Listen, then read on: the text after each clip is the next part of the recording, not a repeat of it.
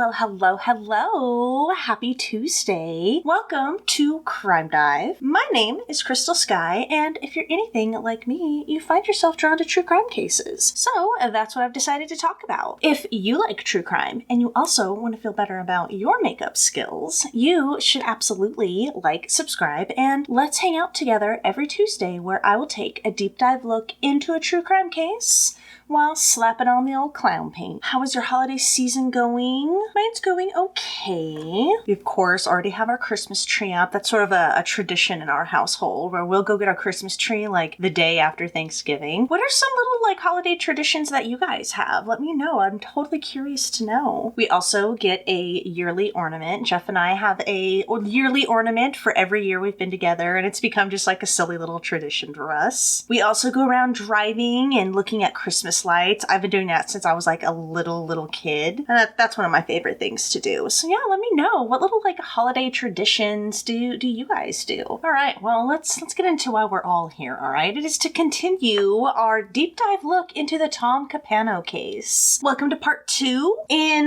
this part, we will really be diving into the relationship Annie and Tom had. I gave you a little tasty taste of some of the controlling, bizarre, manipulative behaviors that Tom exhibited towards Annie. And in this part, we're really gonna dive into it, and oh my god.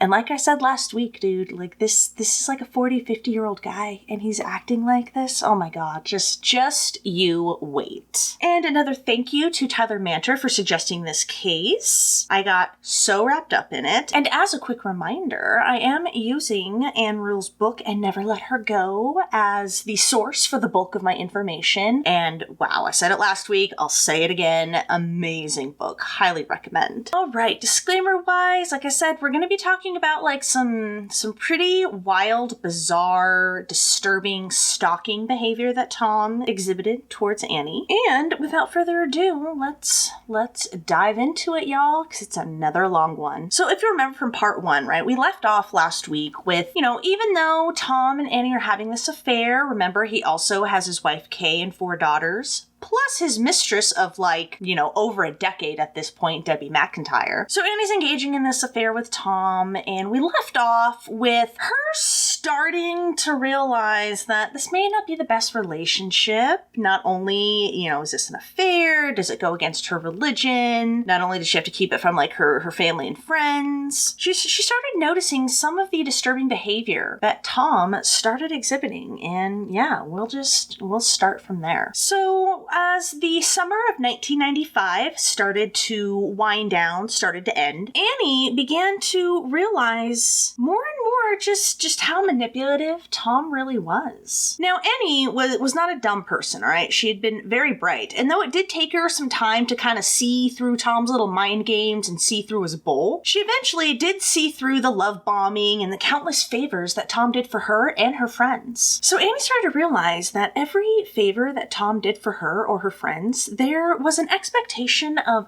payback, but not in the form of currency, or money. It was usually in the form of, like Annie's time, her freedom. She couldn't even make simple plans without Tom butting in some way or another. We talked a little bit about that last week. And as the days dragged on, Annie started envisioning more and more what her life would be like without Tom. We went over this last week. Annie does not like to be controlled or caged, and she was starting to realize what Tom was all about, and it was not her cup of tea. But at the same time, she's having these thoughts of, getting rid of Tom. She feels guilty about these thoughts at the same time. And it is because, despite everything, Tom had done quite a lot for her and her friends. And she also believed that Tom truly needed her. Again, we went over this last week, remember? She thinks that Tom is just an incredibly lonely, depressed person and no one understands him but her, right? It's part of the con that he's running. And Tom's inconsistent, temperamental,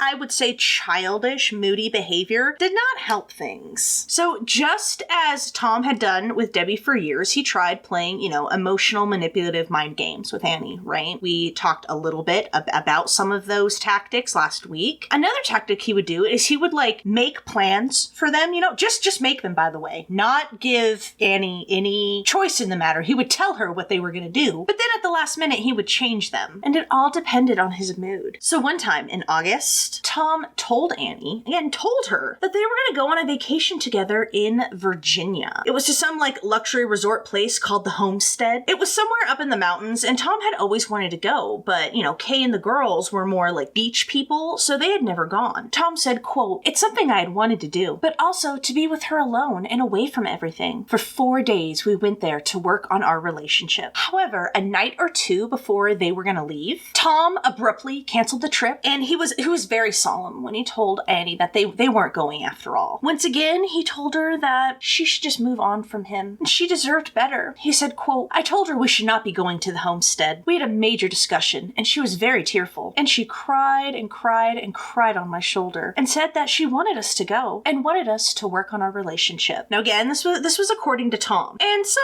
wonder if perhaps his memory wasn't a bit skewed, because remember, Annie was already thinking about it ending the relationship, but on the other hand, he knows how to play her like a fiddle, so who really knows? All we know is in the end, the affair continued, and the two went on that trip to Virginia. Tom recalled the trip as very idyllic. He said he taught her to play golf, they got massages every day, and took long strolls around the grounds. Tom even pushed and made Annie go dancing with him, even though he knew that she hated it. She just didn't think she was very graceful, and she felt like a fool for doing it. But he didn't care. He liked it, and as we know, what matters for Tom is what he wants, regardless of anyone else's feelings. But once again, some wonder if Tom's perception of the trip wasn't a bit skewed, because his memory of the trip contrasts with what Kim said Annie told her about the trip. Annie told her friend, quote, "It was a disaster." Annie told Kim that the two of them had fought for most of the trip, and she just couldn't wait for it to be over. She really just wanted to go home. On the drive back home, even though Tom knew Annie didn't really like road trips, he decided to take the longer, more scenic route home. Now, they didn't talk a whole lot on the drive home, but what they did discuss revolved around the differences between them. Now, it started off with small, innocuous things, right? Such as the fact, that Annie liked Pepsi and Tom liked Coke. But as, they talked a bit more, Annie started making a list of the couple's differences. She called it the Pepsi Coke list. Now, Tom thought it was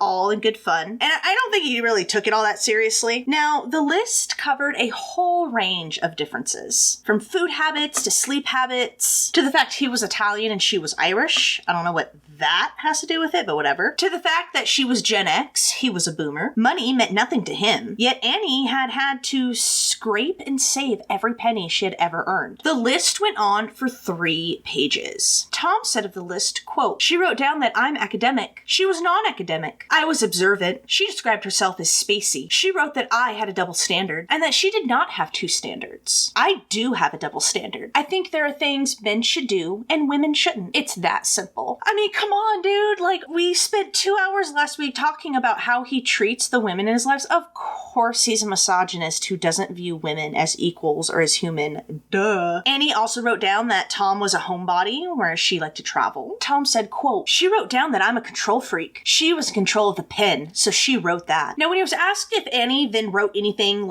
under her name, that was maybe perhaps opposite or contrasted to that, Tom just said, quote, "No, she didn't," which is interesting. I remember getting into sort of a jocular argument about that. Jocular argument? What a douchebag. How can you say I'm a control freak when you usually do everything you want? And she never wrote anything. I might have made some suggestions, to compliment that, but she never wrote anything down. And that's odd, so to speak. And so for the whole drive, Annie kept writing down things on the Pepsi Coke list. But along with the superficial and significant differences, she did also write down their similarities. Bread from DeFonzo's, which was a restaurant, Frank Sinatra, music tastes in general, NPR, pasta, Italian food, movies, reading, restaurants, the finer things in life, wine. But the similarity list wasn't nearly enough to dwarf the 3 pages of differences. Now, this trip may not have been a fairy tale getaway, but not long after this trip ended, Tom confided in Annie that he was thinking of leaving Kay. Yeah, he was thinking of leaving his wife. Now, this really caused Annie to panic. She could not handle the guilt of, like, officially taking another woman's man, you know, like being the cause of a divorce. I mean, she was having enough conflict both emotionally and spiritually, right, and morally, carrying on an affair, but to be the cause of a divorce that ended the marriage? That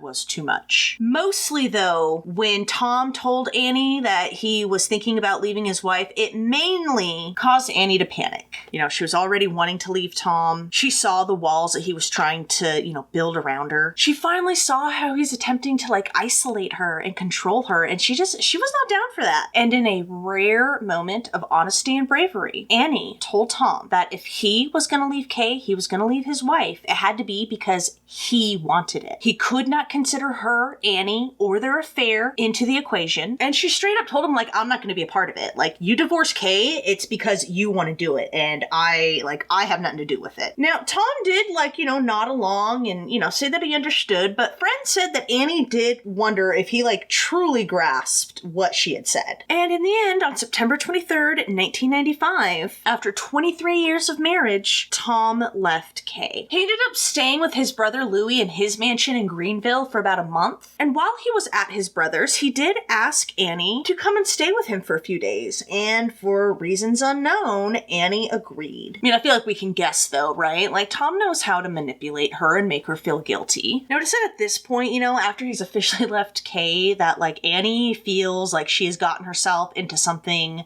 way too deep and intense, something that she did not mean to step into. And what was more disturbing was the fact that it didn't seem Tom wanted to change the nature of their relationship, you know? Like, Annie was trying to disengage from him, you know? Like, she had made that Pepsi Coke list and whatnot, and she wanted to, you know, detach from him, disengage, but she didn't know how to go about doing it, you know? Because, you know, even though she sees that, you know, he can be controlling, you know, she also saw that other side of him. She felt sorry for Tom and how unhappy he was and, you know, how many pressures he had on him. But yeah, at this point, for Annie, their whole relationship was moving much too quickly and had morphed into something that she was just totally unprepared for. And, you know, we talked about it before, right? Annie had relationships before this. And I said usually they crumbled, you know, due to the sort of, like, lack of commitment on, you know, the guy's part. And now Annie seemed to find herself sort of, like, on the other end of that, right? She, you know, wanted to break free, but Tom just, you know, had his hooks in her. In Anne Rul's book, she describes the relationship between Tom and Anne as like a carnival house of mirrors. You know, just when Annie thought she had a handle on the relationship, knew who Tom was, boom, he would pull the rug out from under her, and things would just be completely different. And yeah, she just, I don't know, to me it just seems like she was tired of, you know, this man-child and his silly little mind games. Now, since Kay never discussed anything like deep or emotional or really personal with anyone, no one knew why the couple was divorcing. Out of all the Capano brothers, you know, Tom was seen as the stable one, you know. Remember, he was the golden child. So yeah, friends and, you know, people who knew them could really only speculate on why the couple was divorcing. I wonder if it seemed like a shock to Kay. And let's remember, even at this point in time, no one, save for very, very few individuals, knew about Tom's affair with Annie, and absolutely no one knew about his affair with Debbie. And Debbie and Annie were still not aware of one another. Even Kay, of course, as we know, was also completely unaware of her soon-to-be ex-husband's extramarital affairs. She had no clue. So like I mentioned earlier, after he left Kay, Tom stayed with his brother Louis for a month before he got his own house. That was very close to his old house that he had with Kay, so he could still see his girls,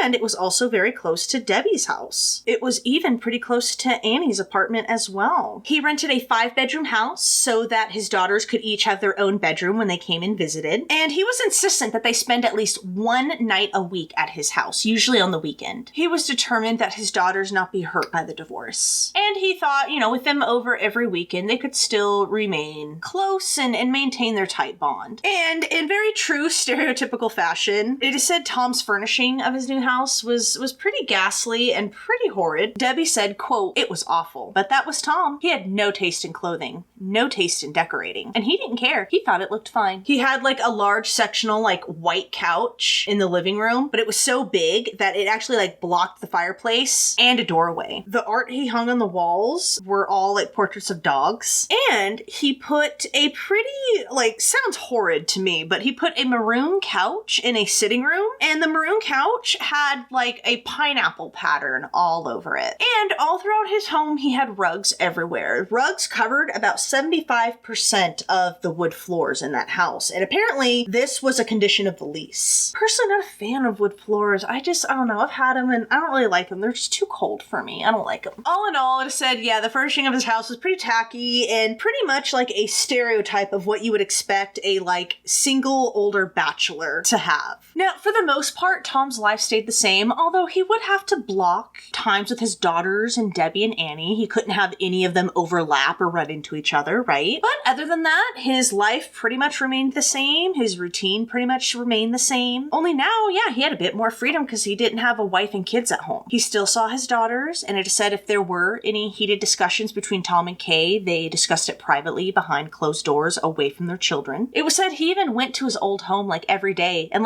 walked in. Just walked in. Walked in. Yeah.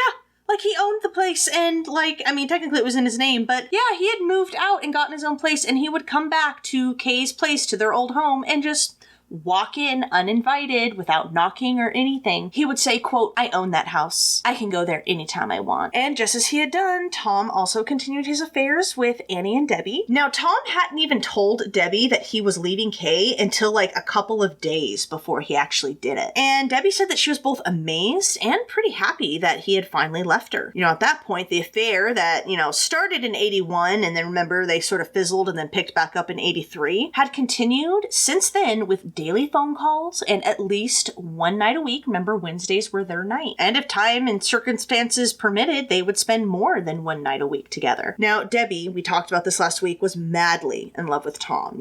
She was completely under his spell, completely enthralled, and she had been for quite some time. So it's not really a surprise that she never remarried and never moved on, right? Remember, any dates that she went on were just at Tom's insistence. But now that Tom had left Kay, Debbie had hoped that, like, oh my God, maybe now we can actually be together for real, like in public. Quote, "When he left Kay, he told me that he needed 18 months to be a bachelor, so he wouldn't embarrass Kay by marrying again right away. But then we would get married. That was one of the happiest times of my life." And this was just a really good time for Debbie. Tom was available even more now, and she was very secure in the knowledge that soon they would officially be together and they would be married. And she reasoned, 18 months was really no big thing. They'd been together this long. She could wait 18 months. So by September, when Tom has left Kay, as we were discussing earlier, the relationship between Tom and Annie is starting to wane a little bit, She's kind of getting tired of his BS. Siobhan noticed this as well. Now, I don't think she knew all the intimate details about Tom and Annie. I don't think she was aware that,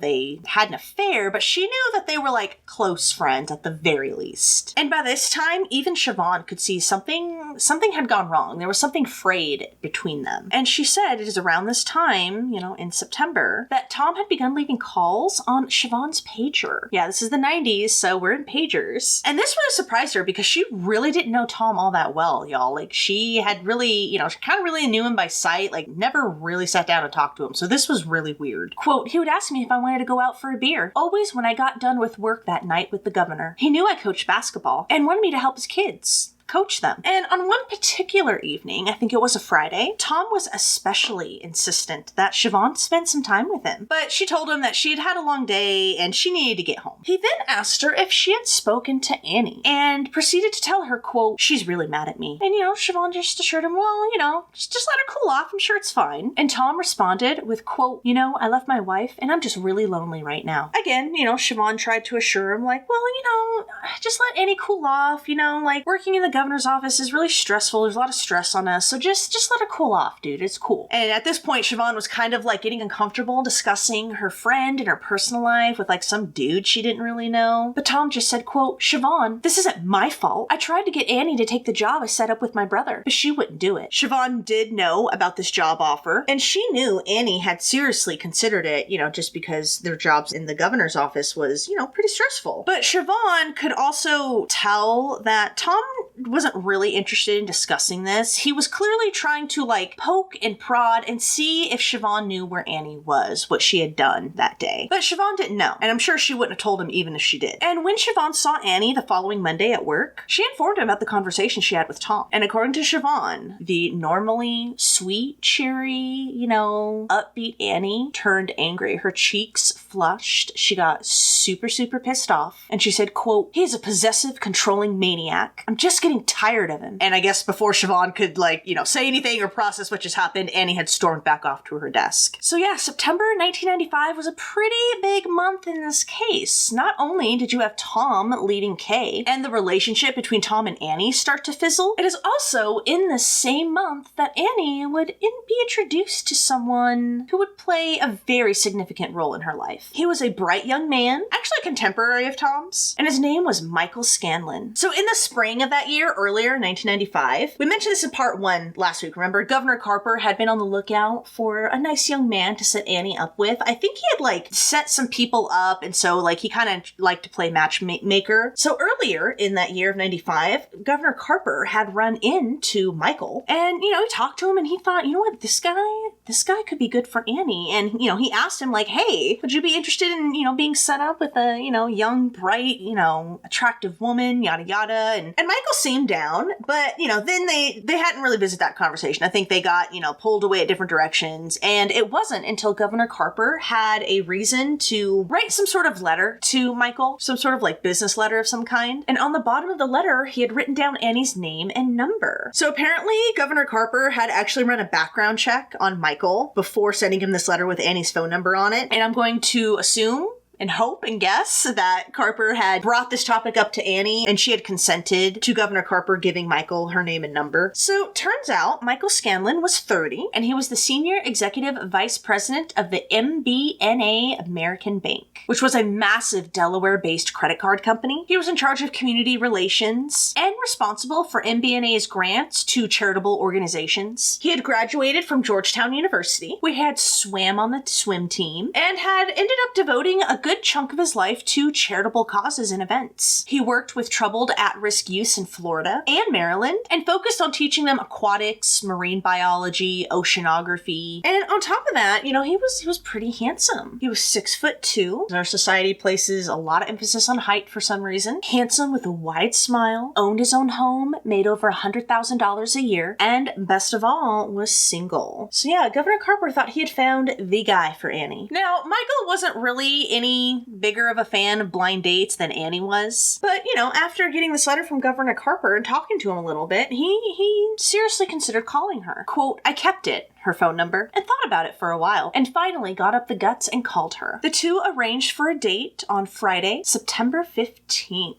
Michael brought his friend, Dan Simons, along for moral support and stuff, and maybe even as sort of your wingman as getting out of there if the date wasn't going well, right? But it turns out Annie had also done the same thing. She brought Jill along with her, and the date took place in the Friels pub, Friels Irish pub, where, remember, we mentioned this last week, Annie knew the Friels quite well. One of them had even dated her sister for a long time, so yeah, they really knew Annie, and since a lot of the Friels and others who hung out there considered Annie like a little sister, of course, they kinda, I don't want to say ruined the date, but sort of made it awkward for them. They were kind of giving Michael a hard time. Not anything harsh or anything like that, but you know how it is, right? The little sister has brought a guy home. We need to sort of razz him and size him up, make sure he's good enough, So it was that kind of thing going on. And it said it was just sort of awkward. It was hard for Annie and Mike to really get to know each other with kind of everyone gawking and looking at them, and they just kind of felt like they were under a magnifying glass. And as we know, with Annie's self-esteem, she thought this date went super bad. She thought Michael didn't like her at all, and even told her brother as much. She was telling him about the date, and she was like, yeah, I bet you'll never hear from him again. But as it turns out, Michael actually really liked Annie, and 8 days later, they had their first real date, and the two hit it off. And it was said they just had a much easier time getting to know one another without, a bunch of looky-loos and rubberneckers giving them a hard time. time. And by October, Annie's calendar just filled up with numerous dates with Michael. There were 9 dates in that month penciled in with him. Dinners, drinks, parties, events. The Pope came to Baltimore, and Michael had taken Annie to the mass that he had held at the Camden Yards Stadium. And on top of the numerous dinner dates and events, Michael had a standing invitation to the weekly Fahey dinner. The siblings would get together once a week and have dinner together. Remember we mentioned how close the Fahey siblings were to one another, and they kept tabs on each other. So of course, Annie's talking about this guy, they wanted to meet him. And yeah, he passed the smell test, dude. They loved him. And thus he had a standing invitation to the weekly dinner. And Michael said, quote, "I usually made it." Annie's diary entry for the 15th read first night with Mike.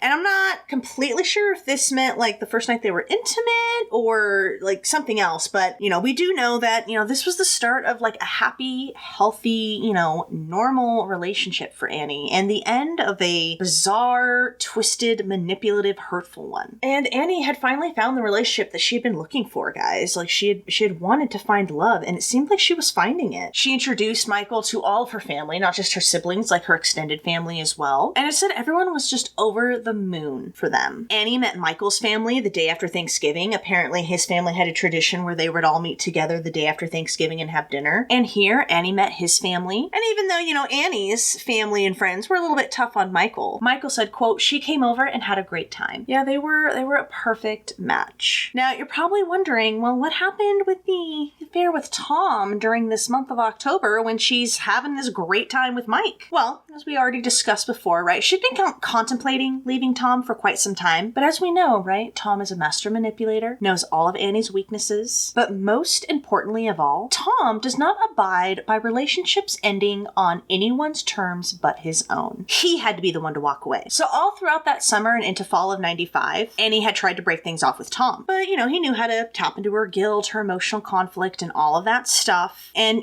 she'd always end up staying. It is said the only time Annie really stood up to him and, stood her ground was when she found out that he was, keeping tabs on her via her friends, trying to track her movements. That really set her off. But then, once he knew that, he had Annie back into his clutches, he'd pull, a pop reverse psychology move and tell her, "Oh, you deserve so much more than me." She deserved her own Patrick Hosey, which was Kathleen, her sister's husband. Tom would always lament on, quote, "You shouldn't waste your time with me." And yeah, dude, this would work. This worked every single time. That is, until Annie met Michael. It is said only when she met Michael did Annie truly absorb those words, "You deserve better." And she saw what she deserved and needed in Michael. She didn't have to, sneak around on dates with him. She could be public and open about their relationship. They spent time with her friends and his friends, and they all had a great time together. She could envision a future with Michael. And, this excited her. She could see, I could see us turning into marriage and kids and having the happy family and not being some, kept woman stashed away in the shadows somewhere. And she loved that she didn't have to tiptoe around Michael's moods. He was even-tempered, good-natured, and nothing at all like Tom, who was emotionally inconsistent and was just a spoiled brat. Also, Michael was only 30, whereas Tom was 47. But even though Annie loved, being out and open and talking about Michael with her friends and family, she tried to keep it secret from Tom. At least, as long as she could. She could never let Tom know, just how crazy about Michael she was. He couldn't know how serious her feelings for Michael were getting. And, let's keep it real. Tom didn't actually mean it when he said that Annie deserved better and for her to go out and find something better. He was planning on doing to Annie exactly what he had done to Debbie for well over a decade at this point, right? But, Annie wasn't Debbie. Debbie never, ever, ever dared try to leave Tom. She feared his abandonment just too much, dude. She was definitely ride or die for Tom. She had drank the Kool-Aid. Where did he drunk the Kool-Aid? Either way, Debbie was Tom's lapdog. But after, meeting Michael and getting into that relationship, Annie realized, this was what she deserved. She deserved to have a life, a family of her own. And she came to the realization that, I don't actually love Tom. And I don't really want to be with him. Now, at first, Annie, of course, never brought up Mike to Tom. And she was deathly afraid that Michael would find out about her and Tom's affair. And that Mike would, break up with her. Because Mike was a pretty, devout Roman Catholic, which was another plus in Annie's mind. And and she really was afraid of how Michael would look at her if he found out about the affair. And at this point, Annie wished more than anything that she could just forget that part of her life, forget Tom, and just do a do-over and not have it happen. She completely regretted it. She just didn't want it anymore, you know? Now, it turns out there had been other women in Tom's life that had also wanted to get away from him. And they discovered that it wasn't quite so easy. And we're going to go into one of those instances. So, surprise, surprise, you're not going to be shocked to know that Tom had numerous affairs with multiple women. I mean, come on. Everything I've told you thus far, you really think this guy's a one and done type of dude? No, of course not. Of course he didn't just have an affair with Debbie, and he didn't just have an affair with Annie. He had numerous affairs. Honestly, I wouldn't be surprised if he had had affairs since he started dating in like high school. It wouldn't surprise me. So yeah, Tom's a major player, big shock. But like I said, there were women in Tom's life who also came to the same realization as Annie and wanted to break things off with him. One of the more frightened of these women was Linda Marandola. She met Tom when she was 25 years old, and it was sometime in the late 70s. And much like with Debbie and Annie, when she first met Tom, Linda thought, he was kind and charming, but, didn't really think of him in like a sexual way at all, She was actually engaged to be married, and she actually worked as a legal secretary for one of Tom's friends, an attorney named Ted Sprouse. This isn't his real name, that's just the name he was given in the Anne rule book. Now, when Linda met Tom, he was 5 years older than her, and since Tom and Ted socialized quite often and,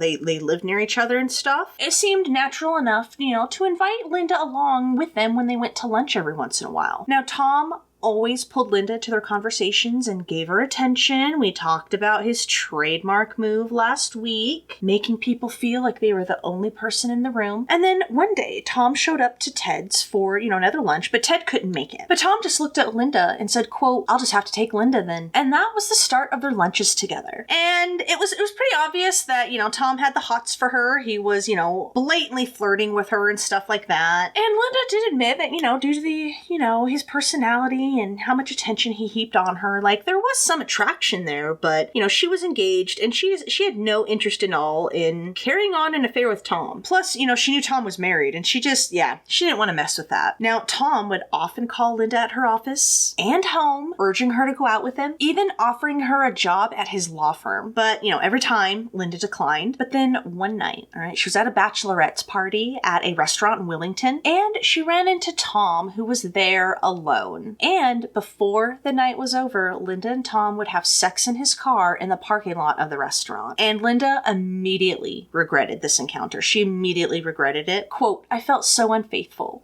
And, like, not to get technical, but yeah, you were. And she intended, after that night, to never, ever be alone with Tom ever again. But Tom continuously called Linda, begging her to engage in an affair with him. But, she was engaged and happy, and she did not want to be in an affair and didn't want to carry on a relationship with Tom. But then, 2 years later, the two of them would end up having sex again. So it was 1980, and this time it was at Linda's own bachelorette party held at that same restaurant in Wilmington. So Tom showed up to her bachelorette party. He had somehow discovered all the details and found out and decided to show up. That night, lots and lots of alcohol and was drunk, and Tom ended up taking Linda to his own home. And here, they would have sex yet again. She didn't know where Kay was, and Tom told her not to worry about it. And once again, Linda immediately regretted her decision and she was completely tore up and horrified at what she had done. And she was determined to never ever be alone with Tom again, and certainly never sleep with him again. Even after Tom arranged for Linda and her soon-to-be husband to move into one of the luxury apartments that his family's business had built. Now, Linda did end up marrying her fiancé, but it was said her day was kind of marred when,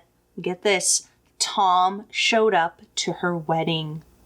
He showed up to her wedding. She said she turned around at one point and was like horrified to see Tom in the back in the audience. Can you believe that? And Y'all, it gets cringier and creepier. When Linda was dancing with her new husband on the dance floor, Tom cut in and whirled her away. He whispered in Linda's ear that he was heartbroken. He wished that she hadn't gone through with her wedding. After all, she was the love of his life. He neglected to tell Linda that at that very moment, Kay was pregnant with their first child. Yeah, y'all, what do you think about that? What do you think? Oh my God, when I read that, I was like, are you for real? Now, when Linda returned from her honeymoon, Tom again overwhelmed her with phone calls, letters, again, just begging Linda to be with him. She wanted her to divorce her husband and he wanted to leave Kay so they could run off together. And Linda was pretty put off by the fact that, the fact that she was married did not dissuade Tom in the least. I mean, I don't know why that would surprise her. I mean, he's married and he's chasing after another woman. So I don't know why that would surprise her. And over the next few years, guys, Tom bombarded Linda with phone calls and letters. Again, just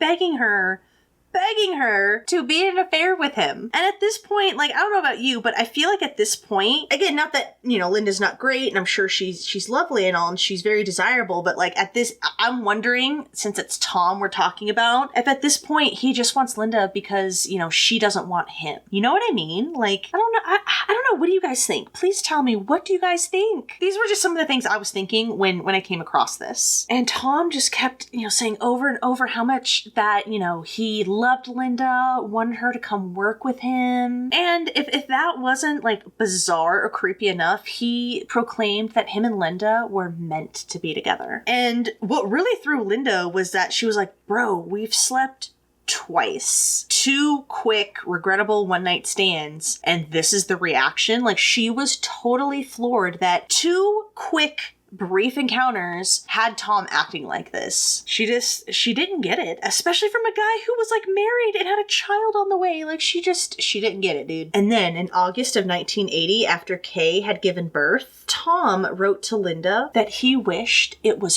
her who had given birth to his child, not Kay. Can you believe that? Poor Kay. She's one of the ones I feel the most sorry for in this whole case. Aside from the Fahey's, of course. I can't imagine. People like Tom are why I have trust issues. Just saying. Linda still refused Tom's advances, and I think it wasn't too long after Kay had given birth, because I think it was after she had received that really disturbing letter where Tom told her that he wished it was Linda who had given birth to his child. Linda finally and forcefully told Tom to just, leave her alone. She'd had enough, man. She told Tom, just leave me alone, stop contacting me, I'm done with you. And that is when Tom turned vicious. He told Linda that if he couldn't have her, he couldn't stand to be around her. She would be sorry for rejecting him. He didn't even want her living or working in the same state as him. He told her that he, quote, controlled Delaware and that she wouldn't have a choice. She would have to quit her job and move. He even set deadlines for when he expected her to do what he said. Yeah, he ordered her out of the state, guys, merely because she doesn't want to screw him. What a fragile little bitch. Oh my God, can you believe this? Can you believe this, guys? The narcissist, the selfish twat this guy is. So Linda ignored him, and that is when Tom began tracking her, aka stalking her. She started to get hang-up calls up to 15 times a day. He would phone her and tell her that he knew where she parked. And at night, she had to walk past his law offices to get to her parking lot, to her car, and she knew Tom was looking at her through his window. She could feel it. So after Tom arranged to have Linda and her husband evicted from the apartment, Linda believed Tom's bluff that oh my God, he has some powerful connections. And so in September of 1980, Linda and her husband moved to Penns Grove, New Jersey. But Linda still worked in Wilmington. Now, angry at being brushed off and ignored, Tom contacted a man named Joe Riley. Tom had represented Joe in a tenant-landlord dispute several years ago. So, as Tom saw it, Joe owed him one. And Tom called Joe up offering to barter. So he had heard Joe was a wise guy. Yeah, that was the word that they used in the book, a wise guy. Yeah, that's what I think of anyway. But anyway, so we heard Joe was, a wise guy or, sketchy dude. And Tom wanted Joe to do a favor for him. So Joe, who had been convicted of threatening bodily harm to someone 20 years prior, met Tom in his office. And according to Joe, he said that when he got there, it looked like Tom hadn't slept. He looked really disheveled, didn't look good. Tom told Joe that he had a, quote, problem with a woman, that he was, quote, crazy about her, but she wouldn't have anything to do with him. He had professed his love to her, but she had just rejected him. And it was driving him up the wall. He couldn't eat or sleep. He was just thinking about it. Tom wanted Joe to find someone to knock Linda over the head, or maybe even run her over with the car. Tom wanted Linda physically harmed. Yeah.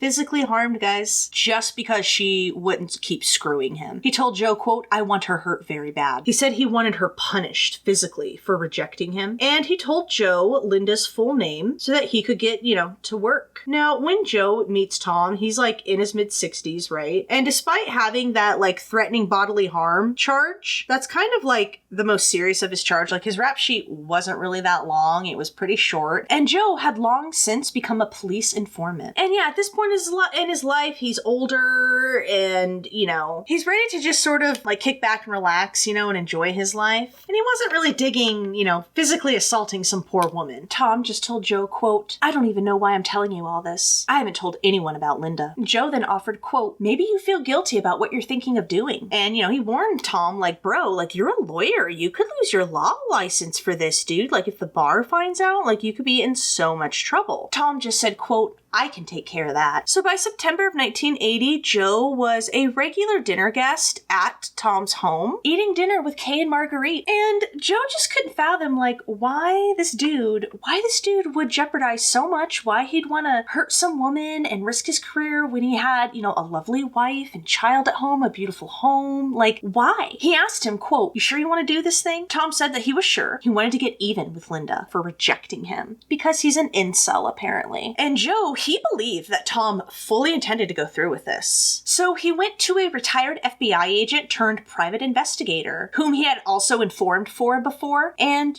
went to him with what Tom wanted to do. After Joe tells this private investigator all about Tom's plan, they decided that Joe should wear a wire and record all of his interactions with Tom. Now, Joe said he just kind of wanted to knock some sense into Tom. Like, he just figured he was like a young hothead, and he was just like, he just needs to kind of get the fear of God into him a little bit, He didn't want anything serious to happen to him. So when Tom and Joe met again, Joe wired up this time. Tom said he wanted, quote, to hurt that bitch. When Joe asked Tom, like, hey, do you want her killed? Tom said, quote, no, I couldn't live with that. Just badly beaten or run over. Joe then agreed to make some threatening, harassing phone calls to Linda. And Tom wanted Joe to record them so that he could hear, like, the fear in Linda's voice. Yeah, Tom was totally getting off on this, y'all. Can you believe this? Now, Joe, he had no problem making the harassing calls to Linda, like, no one was going to get hurt. He knew he wasn't really going to go through with, like, any physical harm. Plus, Tom was going to give him some money just for making the phone calls. So Joe had no problems at all making the harassing phone calls to Linda and recording them for Tom. So apparently it was pretty easy to find Linda's New Jersey number, and Joe did record his first phone call to her. So he called her up and he told her that he knew about the tryst she had with Tom Capano, and unless she delivered him money, he was going to rat her out to her husband. Linda was quiet for a moment before replying, quote, I don't know what you're talking about, sir, and hung up on him. So not really much for Tom to gloat about. So Joe continued to record his conversations with Tom, where Tom would describe the type of harassing calls that he wanted Joe to place to Linda, and he wanted like every single tiny detail of whenever Joe called up Linda or her husband, and he just really seemed to like get off at the thought of like driving her mad with all these like threatening phone calls and stuff like that. But,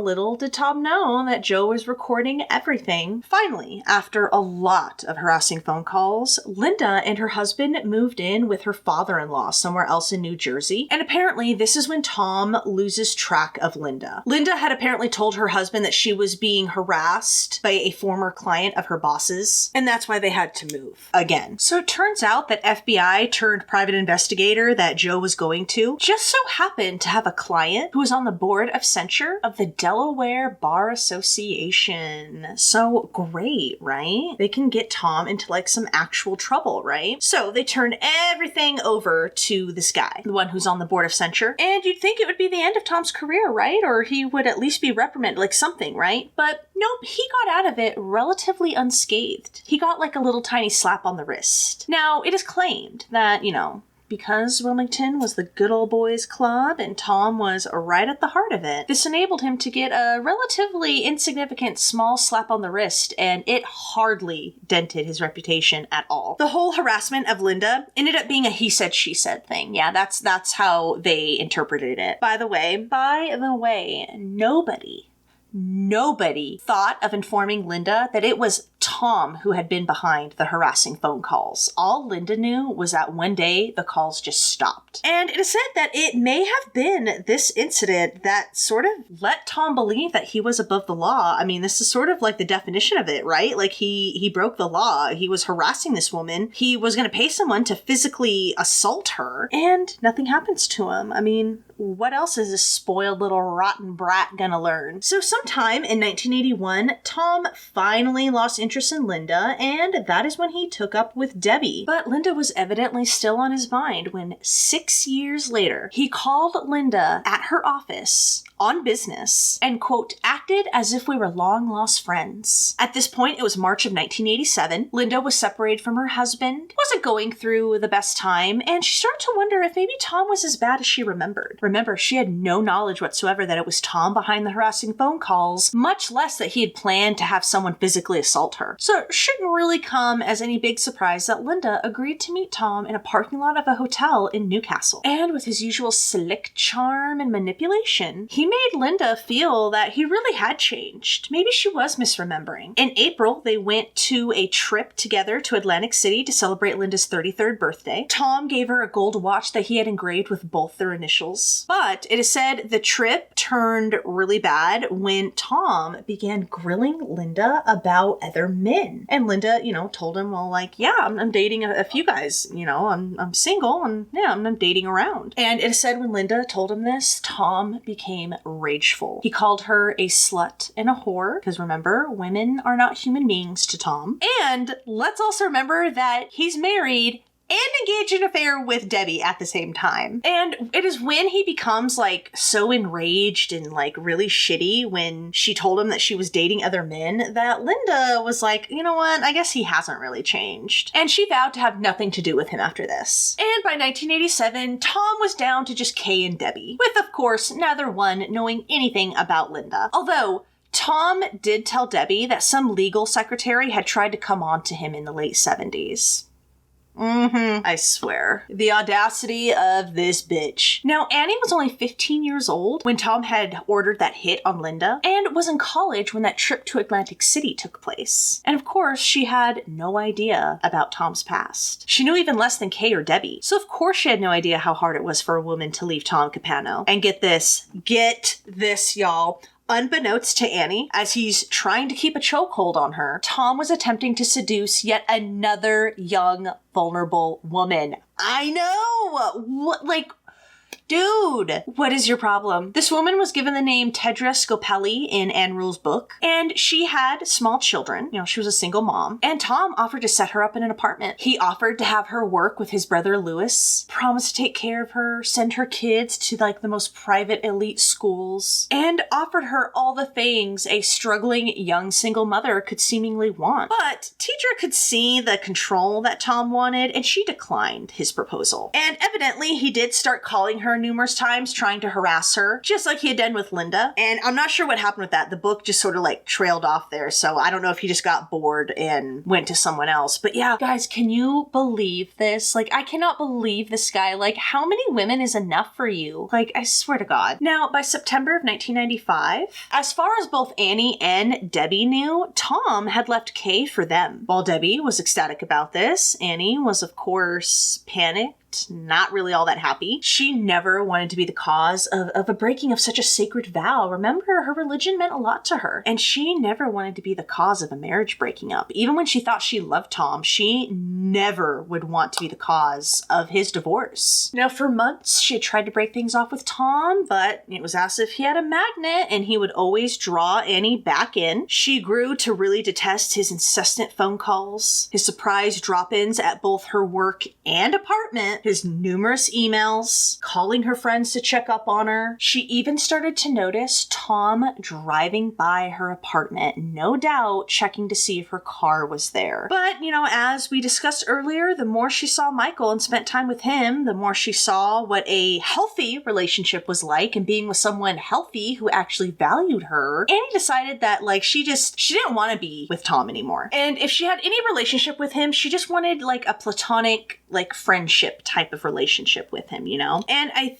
think it may have been like in late September when she first told Tom that, you know, she just wanted to be friends. She didn't really want to be intimate with him anymore. And surprise, Tom did not take this news well at all. Now, at first, he just refused to accept it. Just refused to accept it. Can you believe that? Then he started raging at her, saying that she had broken up his home. He had left his wife for her, and now she didn't want him. Why was she so cruel? And of course, you know, with people like Tom, it's useless to point out their hypocrisy here, let alone the fact that Annie straight up told him, like, yo, bro, you divorced your wife. I have nothing to do with it. You can't talk reason and logic with people like Tom. Annie confided in Kim that Tom was obsessed with her, calling her 15, 20 times a day, always leaving messages on her machine saying that they needed to talk. They just had to work out their problems. Why wasn't she returning his calls or his emails? And whenever Annie did boot up her computer at work and opened her email, there was just email after email from Tom. But since he was sending, you know, this email from his work office to her work at the governor's office, Tom, like, tried to be sort of like coded in, you know, what he said to Annie. And because Annie knew Tom's game, she knew how to read between the lines with these emails. And even though she did not inform Tom about Michael or the fact that they were dating, through, you know, Tom's connections, he of course found out. Remember, you know, Annie had dates, you know, with Michael all throughout October, and they had numerous dates going all the way through December. And some of these dates were events. So yeah, no shock that Tom found out. I'm sure Annie knew it was just a matter of time before he did. Meanwhile, as Annie is, you know, having a wonderful time with Michael and going to lots of, like, parties and events and dates with him, Tom is still trying to work his manipulation on Annie. He told her that Michael was a nerd and that he was amazed that she would even be attracted to him. He hinted that he would have to tell Michael that she wasn't available. She belonged to him, Tom. And Tom said that if he did this, it was only for Annie's own good, since she apparently didn't have enough sense to know what was best for her. And this right here, these kinds of threats really sent a chill through Annie. Remember, she was petrified that Michael would find out, and she was mortified at the thought of a confrontation between Tom and Michael. She was scared that Tom would make her and their affair sound, quote, dirty, would make her sound like a loose skank, and then Michael would lose all interest in her and dump her. That was like her biggest fear. On December 4th, Annie got to fly to Puerto Rico for a week. It was some sort of legislative convention, and she got to go with the governor's press secretary, Sherry Woodruff, where she would represent the state of Delaware. But while in Puerto Rico, Annie fainted, and doctors were not able to diagnose her with anything. Some say it could have been the heat, possibly even the food, or maybe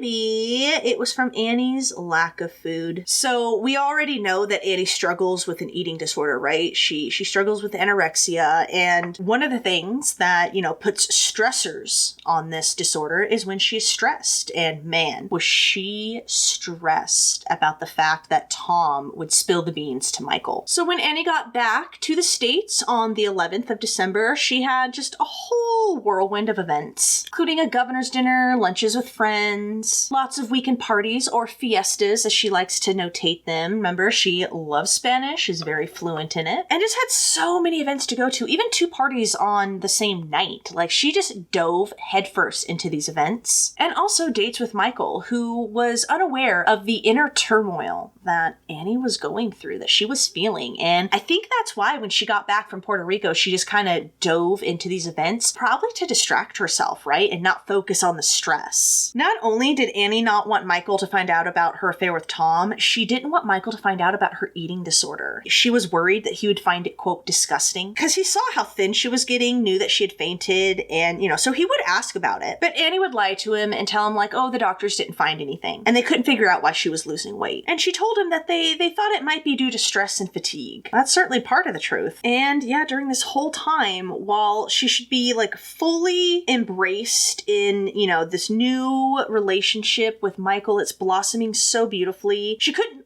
really appreciate it or really enjoy it because she was so on edge about Tom. She was so scared that Tom would just, come busting in and just ruin everything for her. On the 18th, Annie and Michael celebrated Christmas together. He was going to be with family in Rhode Island, so they had a Christmas together early. And they had plans to go to Henry Francis DuPont's Museum of Art on the 30th when he got back. Or excuse me, the Museum of American Art.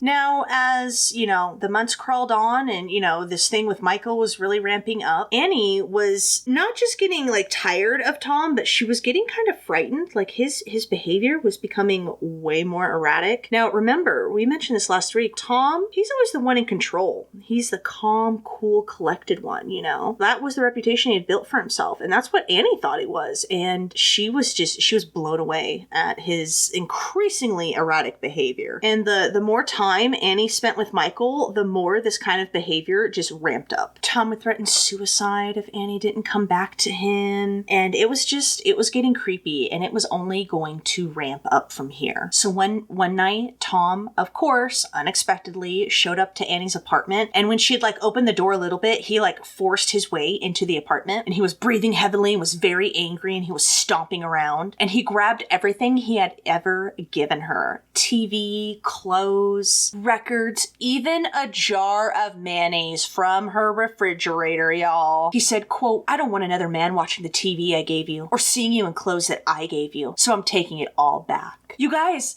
this man is almost 50 freaking years old, and he is acting like this. A jar of mayonnaise, dude. What? Now, Tom, apparently returned all the stolen items, but again, this was just the first of many, many confrontations that Annie and Tom would have. One night, Tom drove Annie home. I don't know why she would allow him to. I don't know the context, but again, we know a lot about Tom and Annie, right? So I guess it's not too surprising, I guess. But yeah, Annie agreed to let Tom drive her home, but when he got her there, he wouldn't let her out of the car and refused to let Annie out until she agreed to talk to him. And I guess when she went to reach for the door handle, that is when Tom grabbed Annie by the neck. Now, it is said he didn't hurt her, and Annie wasn't afraid of Tom physically, but this incident right here really frightened her because it was showing just how out of control Tom was getting. Another night, Tom drove Annie into the garage of his home. Again, I don't know the context of this or why she would get in a car with him, but when he got in the garage, he shut the doors behind them and would not let Annie leave until she agreed to discuss their relationship. And as we know, Annie's claustrophobic, right? So she's, stuck in this garage. I was a little confused on if Tom kept her in the garage or in the car, but either way, she's claustrophobic. She starts freaking out. And when Tom finally did open the garage and let her out, it is said Annie was physically ill to her stomach. She had such a bad, claustrophobic attack. And there would be many, many scenes like this over the months to come. And every time after these incidents occurred, Tom would send long, childlike, rambling emails to Annie. And these emails acted as if, everything was fine between them. Nothing had happened. It is said this right here is really what creeped Annie out. She was just is he losing his grip on reality? What the hell? Tom also tried to use Annie's friends to get to her as well. So remember Jackie, who owned Java Jacks? Well, she said as December rolled around, Tom just looked awful. Remember, he would come into her place every day. And yeah, she said he was just looking very, very thin, losing a bunch of weight. His cheeks were drawn, and he just really didn't look healthy. Now, Jackie had always swayed back and forth in her opinion of Tom. But, since it was Christmas time and the holidays, she felt especially sorry for him. He just looked so sad and pathetic. And when she asked if he was okay, I guess he just shook his head and sadly told her that he wasn't sleeping either. Jackie said, quote, "He never went into it. He tried to put a smile on and said, 'Things aren't going good. I'm depressed. We'll talk about it.' And he would tell her he would come down and, they would talk. But, he never did until the second week of December. He came in and told Jackie that he wanted to kill himself. And then he just turned around and walked out. And so Jackie, of course, was pretty alarmed at this. So she called Annie up immediately because she knew, how, good of friends Annie and Tom were. I was a little confused on if Jackie, knew for sure they had an affair. But, she did know that Annie knew Tom very well. And so, yeah, she called her up, told her what Tom had just said. But Annie, who was usually, so empathetic, the first in to jump in to help someone, just sounded very detached and flat as she told Jackie, quote, "He's okay. He's okay, Jackie. There's nothing wrong with him. He'll be fine." This kind of threw Jackie, and she wasn't too sure about that, but she was like, you know what? Annie knows him better than I do, so yeah, I'm just going to take her word for it. But Tom Tom would keep coming back to Jackie, telling her how depressed he was. He then changed tactics and said that he wanted to take Jackie and Annie to dinner in Philadelphia somewhere. And he said Jackie should arrange it. So, Jackie would call up Annie, but, every time she tried to schedule a date for this dinner, Annie just always had other plans. And, this wasn't too surprising to Jackie. I mean, everyone was super busy. It was like, the holidays and whatnot, so she didn't think too much of it. But whenever Tom came into Java Jack's, he would ask Jackie, like, oh, did you ask, Annie to go to dinner? Did you do that yet? And whenever she'd say, like, no, I haven't been able to schedule it yet, he would just press her and, like, urge her to,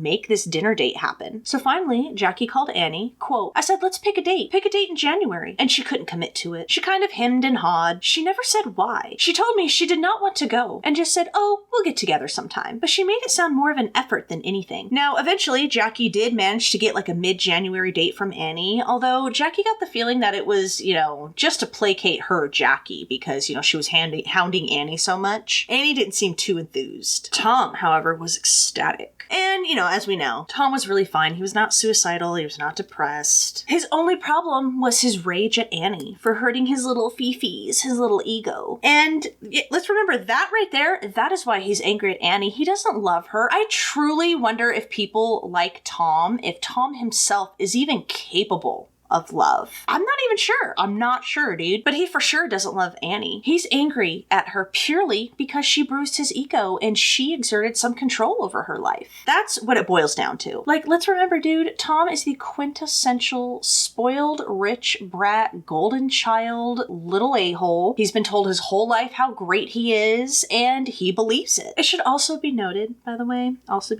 so while he's seething and foaming at the mouth because he's so mad at Annie for deserting him, and while he still has his long-term relationship with Debbie going, Tom was seeing yet another woman. Yes, another woman, guys. It was a legal secretary at his law firm. Her name was Susan Louth. She was 32, and it said that her and Tom's affair was very passionate. It was like purely sexual. And yeah, it kind of seemed like the type of relationship Tom was looking for. Like it was just like pure sex. And like Susan saw other women and Tom got off on that. And it just seemed great. And he still has his long-term relationship with Debbie. And this fool is still mad at Annie and crying like a little whiny ass pansy bitch. I just can't believe the brittle, fragile ego this guy has. So, like I said, this relationship with Susan was just pure physical, and yeah, she saw other dudes, like she knew it was pure sex, and that's, all she wanted, and Tom was not only okay with Susan seeing other men, he relished it. He wasn't at all possessive, controlling, or jealous of Susan, which, isn't that so weird? I just find that so weird, and I'm curious to know, like, what do you guys think? What do you think is going on here? Like, why is he treating Susan differently? Isn't that weird? Tom even took Susan to meet his mother, who referred to Susan as, quote, that slutty little girl. And I guess both Tom and Susan found this hilarious. And so Tom then addressed Susan as that slutty little girl. Like whenever he talked to her or wrote her little notes or something, that is what he would use. On top of this, y'all, Tom was trying to renew things with Linda. I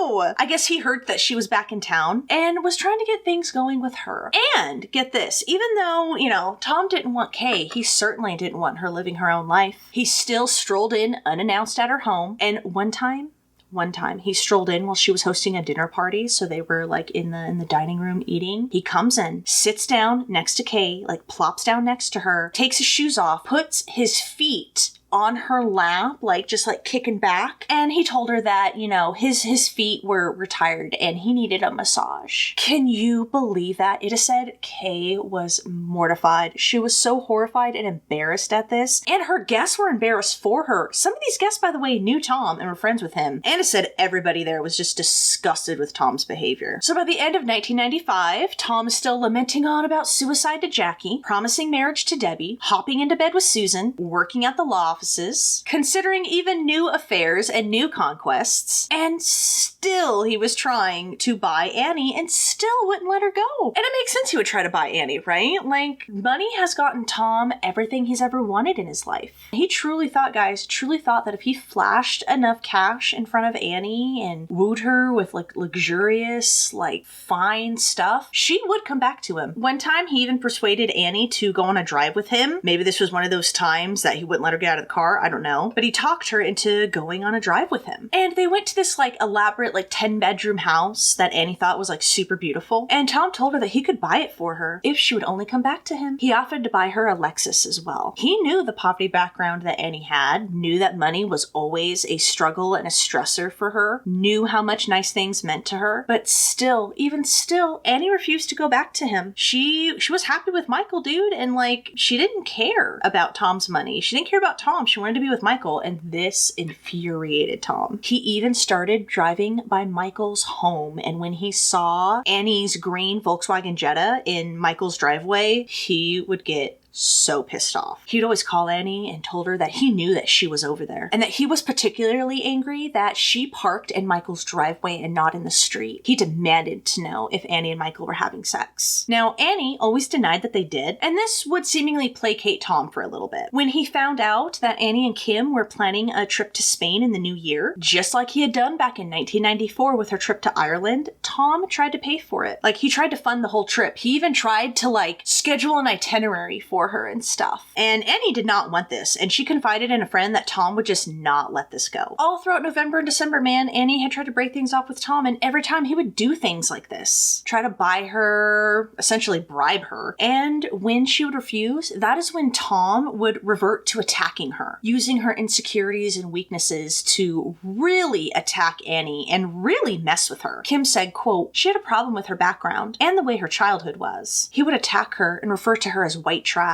or say she was lucky that he's even going out with her because of who he is and where she came from and what he could buy her. And on December 21st, Tom went ahead and bought Annie a first-class, one-way plane ticket to Madrid. It is said he was stunned and amazed when Annie returned it. And that is when Tom, turned into an a-hole, as we just laid out his pattern. He then reverted to attacking her. He told her that he had gone to St. Anthony's Church, which is the Catholic church she also attended, and told her that he had confessed to the parish priest there about their affair. Kim said, quote, she was humiliated. She felt she could never go back to her church again because the priest knew she had an affair with him. She felt she had no escape. The obsessiveness of it was weighing very heavily on her shoulders. And sometimes, she said, I feel like I have to move out of the state to get away from him. But of course, she knew she couldn't really do that. I mean, this is where she would grow up. This is where her roots were. This was her home, Plus, she now had Michael. She told her friends that not since Paul Columbus back in 1988 had she met someone with whom she felt there was a potential for marriage, for a future. Jackie said, quote, you always kid around. Like, Annie, is this the guy? She would be like, yeah, I think so, but I don't want to get too excited because you don't want to jump too far into a relationship. But she was really happy. She finally met somebody she really cared for and who definitely cared for her. And Annie was petrified Tom was going to ruin all of that for her. Now, as the new year rolled around, Debbie was excited because this New Year's Eve would be spent with Tom. It was to mark the beginning of a new chapter in their relationship. One where, they could be together openly. Debbie planned this elaborate lobster dinner with all the trimmings and stuff, was super excited. But on the day, Tom was late. And then when he did come, he was in a very foul mood. He picked at his meal indifferently and just acted like a moody child. And when Debbie asked him what she had done wrong, Tom only said that it wasn't her. Meanwhile, Annie and Michael had a nice New Year's Eve together. And, she was able to forget Tom's threats, at least for a little while. She was so happy with Michael, and even though she knew that she would have to tell him about her eating disorder, he noticed, the weight she was losing, she hoped more than anything that she would never have to tell him about her affair with Tom. It is said Annie also appreciated the physical side of her and Michael's relationship. I guess they hadn't slept together or been intimate yet. I guess, Michael was somewhat of a serious, devout Catholic, but they had, kissed and held hands and stuff. And Annie felt that this showed Michael truly cared about her and his religion, showed that he had character. She also greatly appreciated how, even though, he was worried about her weight loss, Michael never guilted or pressured Annie to eat, which was the polar opposite of what Tom had done. And as the new year approached, Annie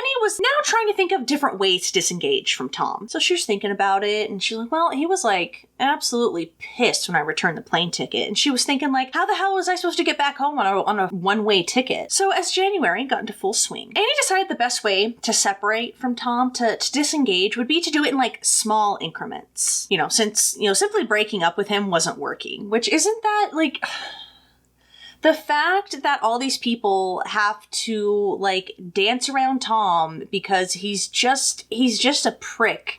I don't even know what to say, dude. Like, it's amazing. Annie figured that if she could convince Tom that she loved him as a friend and was eternally grateful for everything he had done for her and her friends, she could become, you know, less and less available to him. Again, like in small increments, you know. She knew how sensitive Tom's ego was, and let's remember, despite all of the behavior Tom's exhibiting so far, Annie didn't hate the guy. When Tom demanded to see her, Annie combated it by having an email relationship with him. She became very, very good at, you know, coming up with excuses as to why she couldn't see Tom in person, and became very good at dodging him in person. On January 8th, Delaware had a nasty blizzard, and Annie and Michael spent the day in his four-wheel drive truck, like driving a friend to Dover. She marked it on her calendar, quote, death ride with Mike. Tom wanted to see her on the 11th, but she wiggled out of that by going to her sister's. She was late to work the next morning because Jackie had come down with a severe case of gout, and they had to go to a few clinics before they found one that was open. When she got into the office, she recounted the whole thing in an apology email to Tom, which, you know, she did find, you know, annoying. She was really irritated that she had to, like, recount her day to this guy and sort of placate his ego. Like with Debbie, Annie always found herself apologizing to Tom. Tom's emails back to Annie were, again, almost delusional in their detachment from reality. And he just continued writing to her, like, as if they were still seeing each other, you know, like telling her, like details of his day and stuff. On the 15th, he wrote that he was going to 2 of his daughter's basketball games. Quote, so don't worry about calling me until this afternoon, after they all leave for Dover. Please call me so we can touch base. Let me know if I can call you on 6636. TMO, which means like I love you in Spanish. Oh, forgot to tell you, we also had the Old Bay fries at Donardo's, and we dipped them in barbecue sauce. They were out fucking standing. He showed up the next evening after that, unannounced, to Annie's apartment, and the email she sent to him the next morning kind of shed some light on what happened when he got there. So it read, quote, good morning, Tommy. I want to apologize for my outbreak last night. I'm sure it must have scared, amongst other feelings, you. Quite honestly, I scared myself last night, Tommy. I had a lot on my mind last night regarding my appointment with Gary Johnson. Remember, that was a therapist that she was seeing now? Right now, I need a friend more than anything else. There is a part of me that just wanted to be alone, to think things out clearly. So when I asked you not to rub my stomach, and you responded with how much I hurt you, I couldn't take feeling guilty about that with everything else I am feeling. It is my fault because I was not communicating with you, and you didn't know how to respond. I am sorry for my behavior. Please try to understand that right now, I have some things that I need to work out, but I'm not sure where or how to start. I know that I am not ready to check into a clinic and confront my family, friends, and coworkers about my situation. Blah, blah, blah. I'm not making any sense, as usual, so I'm going to sign off, Annie. Yeah, isn't that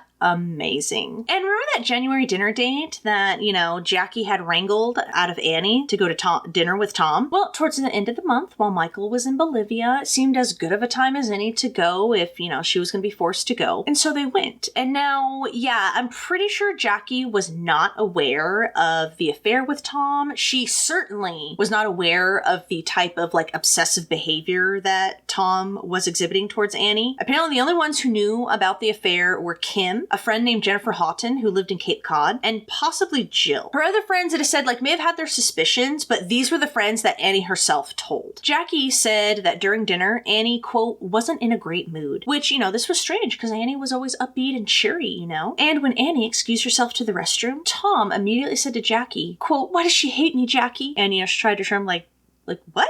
Annie doesn't hate you. Quote, oh yes, she hates me, hates me, hates me. And it is here that Jackie thought, you know, like, oh, I think he might have a thing for Annie. And that kind of sucks for him because she knew how crazy Annie was about Michael. And she was like, poor Tom, like, he has the hots for Annie, and that just ain't gonna happen. And then I guess Jackie, like, stuck her foot in her mouth when she, like, brought up plans for Annie's surprise 30th birthday party. And as soon as Jackie let the word slip out, she saw, like, the shocked, hurt look on Tom's face. Quote, he just seemed shocked. He said, oh no, I'm not invited. And I kind of backpedaled and said it was probably just friends, just going to be small. And when the evening finally ended, Jackie just got the sense that, like, Annie was just in a hurry. Like, it couldn't come fast enough. Now, when Annie's 30th birthday did roll around, she celebrated the day before at her sister Kathleen's house. It was a surprise party, even though she knew it was happening, because on the actual day of her birthday, she was going to be going to one of the hottest, biggest social events in Wilmington, the Grand Gala Ball, and she'd be going with Michael. It was going to be like her Cinderella night, you know what I mean? Like, she'd bought a gorgeous black ball gown dress, and like it was going to be like her princess fairy tale night. However, she did get a surprise at Kathleen's at her birthday party when Michael showed up. Yeah, she had planned to pick him up the next night when he came in from Bolivia. He had even given her like flight information and all that. But turns out Michael had always planned on flying back for her surprise birthday party and surprising her. So it was like the best night ever for her. And thankfully, Tom was not invited and did not show. So it went off without a hitch. And the next night was supposed to be a pretty wonderful one as well. But when Jill arrived at Annie's the next night to help her get ready, she was shocked when Annie answered the door. She was upset and very angry. And she yelled at Jill, quote, "I wish you wouldn't tell Tom Capano what I'm doing." And, Jill didn't know what she was talking about. Quote, "He knows I'm going to the grand gala with Mike, and he's been calling me all day." Yeah, and it turns out Jill did accidentally let slip to Tom that, Annie was going to the ball with Michael. And yeah, Jill really regretted this. And just in the short time Jill was at Annie's apartment, her phone rang like half a dozen times. Annie told Jill that Tom had told her that he could easily find a date for the ball. And Annie was petrified that he would use this as like an opportunity to maybe tell Michael about them or humiliate her in some other way, maybe have a confrontation with Michael. And she was so mortified at the thought of this. Now, Annie managed to pull herself together for, Michael to pick her up. And, Jill tried to reassure her, like, hey, dude, there's no way Tom's gonna try anything. This is like the hottest, biggest event of the year. Like, Tom is not gonna like embarrass himself or you in front of everyone. And after Michael picked up Annie, Jill wanted to drive by Tom's house to see if he was there, but, she didn't know his address. So she called a number that she had for him off her car phone. And she figured like, okay, it's like 9:30. If he picks up, that's great, because that means he's not at the ball and he's not gonna start any shit. So, she called him up and he did answer, but she hung up because, she was like, okay, good. He's at home. It should be good. Now, it did turn out to be a wonderful evening for Annie, but she did confide in Gary Johnson that Tom had shown up. I guess when Annie had excused herself to go to the restroom, Tom had come out of like some small like room that he had been waiting in, and he immediately grabbed Annie's arm and tried to like pull her into him, but she just like yanked away from him and like just quickly got out of there. And before she was even missed, she was back on Michael's arm. So it was a very short, brief encounter. Turns out Tom did not have a date. And it seems that, the purpose of Tom showing up at the ball was to sort of demonstrate to Annie, like, yeah, I know where you're supposed to be. I know where you're at all times. Like, maybe like a power move. That's how a lot of people interpret this action as. But despite, this, it was a wonderful evening for Annie. I guess Michael was being teased about the model that he was with. And it said, like, this night was one of the only nights that Annie, she did feel beautiful. She felt truly beautiful. And it is also this night at the ball where Annie and Michael decide to make their relationship exclusive. They were going steady. Now, by that Monday, Annie was feeling guilty for making Tom feel bad.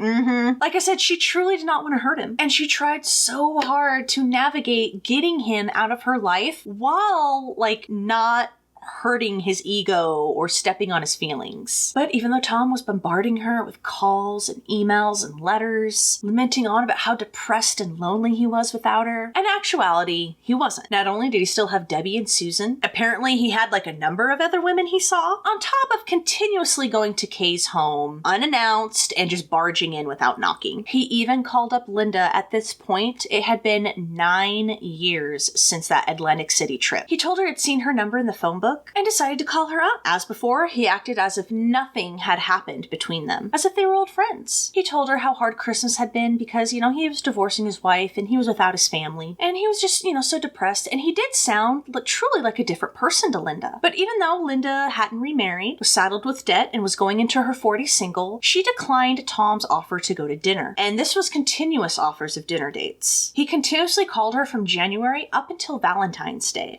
begging her to go out with him. At the same time, he was also emailing Annie obsessively, using any excuse he could to contact her. His daughter was having a birthday party at his house, and he didn't know what to serve. Would she have dinner with him? Where was she when he had called? Couldn't they watch their favorite show, NYPD Blue, together, even if it was just over the phone? Wasn't she tired of doing her laundry at her sister's? She could come over to his house and do it, and just on and on and on and back and forth it went via email. Even though Annie was dodging Tom like the plague, it didn't stop him from continuously trying to contact her and bombarding her with emails and letters and phone calls. On February 7th, in an attempt to be blunt, Annie sent Tom an email that read, quote, "Tommy, I meant what I said on Sunday night about right now only being able to offer you my friendship. And if you cannot deal with that, then I understand. I'm still very much confused. And I'm trying to work out a lot of personal things on my own, Annie. But still, Tom emailed her again, once again acting as if they were a couple, even telling her when he was meeting his divorce attorneys and like other personal details like that. And he also tried forcing, guilting, and manipulating Annie into eating, which, as we know, was the absolute last thing you should do to Annie. Because Annie felt like she didn't have a lot of control of her life, she felt the one thing that she could control was like her appetite and her body and what she ate. Whereas we mentioned this before, Michael never prodded too much about her weight, never really pressured her to eat. Tom was the complete opposite of that. And he had constantly attempted to force and guilt her into eating. By the 12th, Annie sent Tom another email that read, quote, "Good morning, Tommy. I am not sure if you tried to call me last night or not. My phone is all out of sorts. I called from here this morning and my machine clicked on, but the sound was very faint. I have a call into the phone company. Anyway, enough of that BS. Tommy, you scared me this weekend, starting with Friday and all the calls you placed. It really freaks me out when you call every half hour. I truly understand how fragile you are these days, and I feel the same way. But when you keep calling that way, it makes me turn the other way, and quite frankly, shut down. I am sorry that I am nothing but a constant disappointment to you these days. It is not fair to you. I have an idea of what I need to do. I just cannot bring myself to start the process. I apologize for being such a horrible person to you. You are the last person on this earth I want to hurt. Did you have dinner on 17th last night? 17th Street, that was the house that Kay and the girls lived in. I thought I saw your Jeep parked in front of the white Benz out in front of the house last night when I was coming home from Kevin's. Anyway, I know we have to talk today, but I wanted to start off with this email. After this, there was no electronic communication between Tom and Annie for several weeks, which, must have been a huge relief for Annie. But by Valentine's Day, Tom was at it again. So Michael sent Annie a dozen long-stemmed red roses, which of course she loved, and Tom sent her the same. And I guess Annie just threw those in the trash. It is said Annie's Valentine's Day wasn't the best, and it was because of Tom. Annie, I guess, was stressing about what to wear for a date with Michael, and was worried that if she wore a skirt, Michael would think her legs were too fat. Tom told her that Michael had told someone that she looked, quote, great in a short skirt, and Annie, I guess, was left mystified as to what Tom meant by this, probably because I guess she was used to all of his mind games. Tom also reported to her that Michael had said she had a, quote, shitty apartment, which I guess this really hurt Annie's feelings. But as she thought more and more about it, and about if she should wear a skirt or not, it occurred to her that,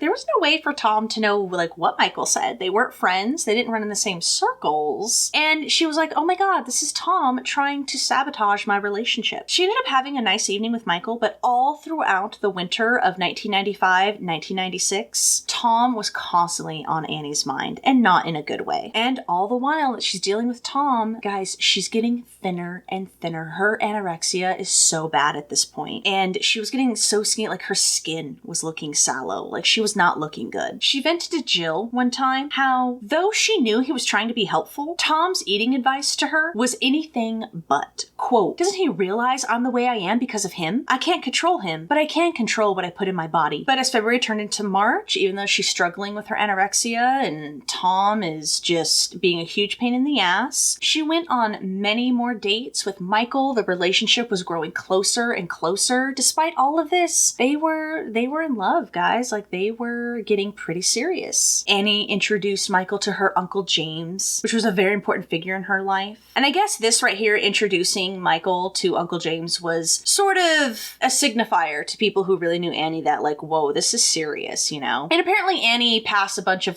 compatibility tests that, Michael had. They're not really tests, but, when you're first meeting someone, right? You're gauging, you're sizing them up. Okay, could this be something serious? What do they like? Does their personality mesh with mine? Stuff like that. And Annie passed all of those with flying colors. But still, Annie was scared that she would fail the morality test if Michael ever found out about her affair with Tom. The couple discussed marriage purely as a concept. They did both want marriage and a family someday. And they also discussed the topic of adultery. Again, as a concept. And unsurprisingly, it was Annie who had actually brought this topic up. She'd say, quote, why don't they just have the guts to go out for it? Tell the other person they don't love them and go take up with a new person. And Michael, of course, completely missed what Annie was really trying to say because he didn't really know all the context going on. He would later say, quote, I'd say, yeah, there's a better way to do it, rather than both sides living a lie. So I reinforced what she was thinking. I had no idea what she was trying to tell me. And of course, he had no idea about her anorexia, which was becoming more of a problem as time went on. It is said she wanted to stop, but she found it very difficult. Many days, she would consume less than 200 calories. She worked out excessively and took laxatives at night. Now, while starving herself had given her a sense of control for many years, as she was getting older and the effects of her eating disorder was affecting her health, she felt herself losing control, especially because she really wanted to stop, but it had been so ingrained into her at this point, had become such an ingrained habit that it was pretty difficult. And she eventually confessed about her eating disorder to her brother Robert, and he offered to pay for therapy for her. Now, since Gary Johnson didn't specialize in eating disorders, he recommended Dr. Michelle Sullivan, who did. Their first session together was on February 28th, and Annie had been able to not communicate with Tom for 2 weeks. And Annie, taking a liking to Dr. Sullivan, confessed to her about Tom's obsessive behavior. I'm not sure she divulged the full details. She told Dr. Sullivan that Tom had two sides. The fatherly side, who made her feel a sense of comfort and security, particularly in her darkest hours. This was the side she felt guilty about hurting, and that was the side she found like the most difficult to disengage from. She really did want to be platonic friends with him because of this side of his personality, but then there was the other side, the controlling, self-serving, domineering, ego-driven side, who wanted Annie to jump when he said and in the way that he told her. She confided in Dr. Sullivan how Tom was stalking her and about his obsessive behavior. As St. Patrick's Day rolled around, though they had paid tickets for it, Annie, along with Jill, skipped a breakfast and mass put on by the Irish Culture Club. Annie told Jill that Tom was on the committee, and she did not want to see him. I think she had managed to avoid him this whole time. Instead, they went to Washington, D.C., where then President Clinton was hosting some sort of fundraiser for Governor Carper. Both ladies got to meet the president at that fundraiser, and it turned out to be like a really good time. However, when Annie finally got home at 3 a.m. that I guess technically next morning, Tom told her and Jill should both be ashamed of themselves and that they had both acted like, quote, whores. And this was simply for them going bar hopping with people from the fundraiser afterwards. They had all gone out to, celebrate a job well done, and by 10 or 11 p.m., most people had, gone home. But Jill, Annie, and some other guys who had worked on the fundraiser, and, they were men, they wanted to stay out a little bit more, and so they had. Somehow, Tom knew everything that Annie had done that day. He always seemed to know what she did and who she did it with. But the rest of March passed by without any more calls or messages from Tom. And Annie continued seeing Dr. Sullivan, who she felt she could be close with, maybe even as close as she was with Bob Connor. It would just take time and work, The two issues plaguing Annie right now was her anorexia and her inability to disengage from Tom. As Easter rolled on, so too did the relationship with Michael. And though he knew that she was seeing a psychologist, and she had told him that she was working on some issues, including family ones, she never told Michael the specifics. And Michael never pushed. He sensed that, when she was ready, she would confide in him. And Annie by this time was feeling very confident, very strong, and felt like, what? I can handle whatever life throws at me, including Tom. They had still not communicated at all. In her diary entry from that Easter Sunday on April 7th, 1996, Annie wrote, quote, "Happy Easter! Well, another year has passed since my last entry, and man oh man has a lot happened. I've been through a lot of emotional battles. I finally have brought closure to Tom Capano. What a controlling, manipulative, insecure, jealous maniac. Now that I look back on that aspect of my life, I realize just how vulnerable I had become. It hurts me when I think about that year. For 1 whole year, I allowed someone to take control of every decision of my life. Bob Connor's death hurt me / affected me more than anything. My being after Bob's death became the little girl growing up in a chaotic world. I lost all sense of trust. I thought it would be easier that way. I have been fortunate enough to find another therapist, Michelle Sullivan. No one will ever take the place of Bob, but she's pretty damn close. 5 weeks ago, I was diagnosed with bulimia.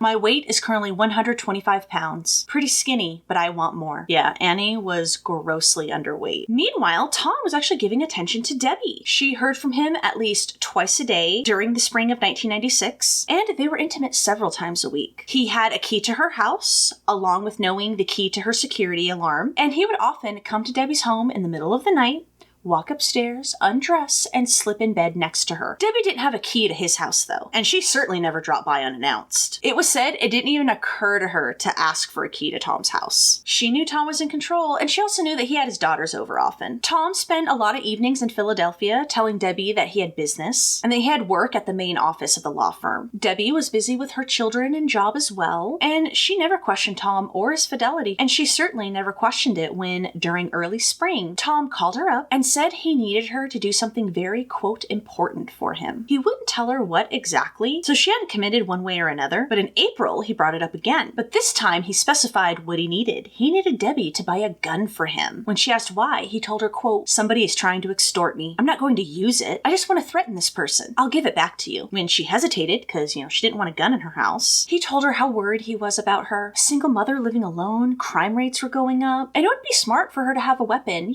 just in case. He did what he always did, begged, pleaded, and did everything he could to get Debbie to do what he wanted. He never told her why he couldn't buy the gun himself, or who was extorting him, only that it was a man, and he withheld any other important details from Debbie. But finally, she agreed. Quote, he told me to go to the sports authority and go to the hunting section. I was supposed to walk in the front door and turn to the left. When she went to buy the gun, however, she told the salesman that she was buying it for a friend, and the salesman told her, that's illegal. And this, she was embarrassed, so she left. But surprisingly, Tom didn't get upset with her. A month or so later, Tom took Debbie to Washington, D.C. He had only taken her on 3 trips throughout their entire affair. And when they got back from this trip, he once again asked Debbie to buy him a gun. And she was like, well, that's against the law. Tom just told her, quote, don't be ridiculous. People do it all the time. It's nothing you should worry about. He spun his usual crap, making Debbie feel dumb, constantly pleading with her, and finally, on May 13th, she agreed to buy Tom a gun. Tom picked her up from her work and drove her to a little gun store called Miller's out on Route 13. He waited in the car while she went inside. She ended up buying a Beretta 22 caliber revolver along with a box of bullets. And she also signed the form that stated she would not transfer the gun to anyone else. This made her nervous, but so did Tom's disapproval. Quote, I was afraid Tom would get mad if I didn't do what he wanted me to do. I was always afraid he would get so angry that he would leave me. She told Tom that she was worried about breaking the law, but once again, Tom told her that she was being foolish. He put the gun and bullets in his back seat, took Debbie to lunch, dropped her off at her job, and Debbie never saw that gun or those bullets again. At the same time, around the same time period, after 6 weeks of not hearing from him, Linda began getting calls from Tom once again. She finally agreed to have dinner with Tom in April on her birthday. Tom said he wanted to talk to her about a legal secretary job at Saul Ewing. Now, as it happened, Linda was in desperate need of a job at this time, and she was a good legal secretary, so she didn't see the harm in seeing at least,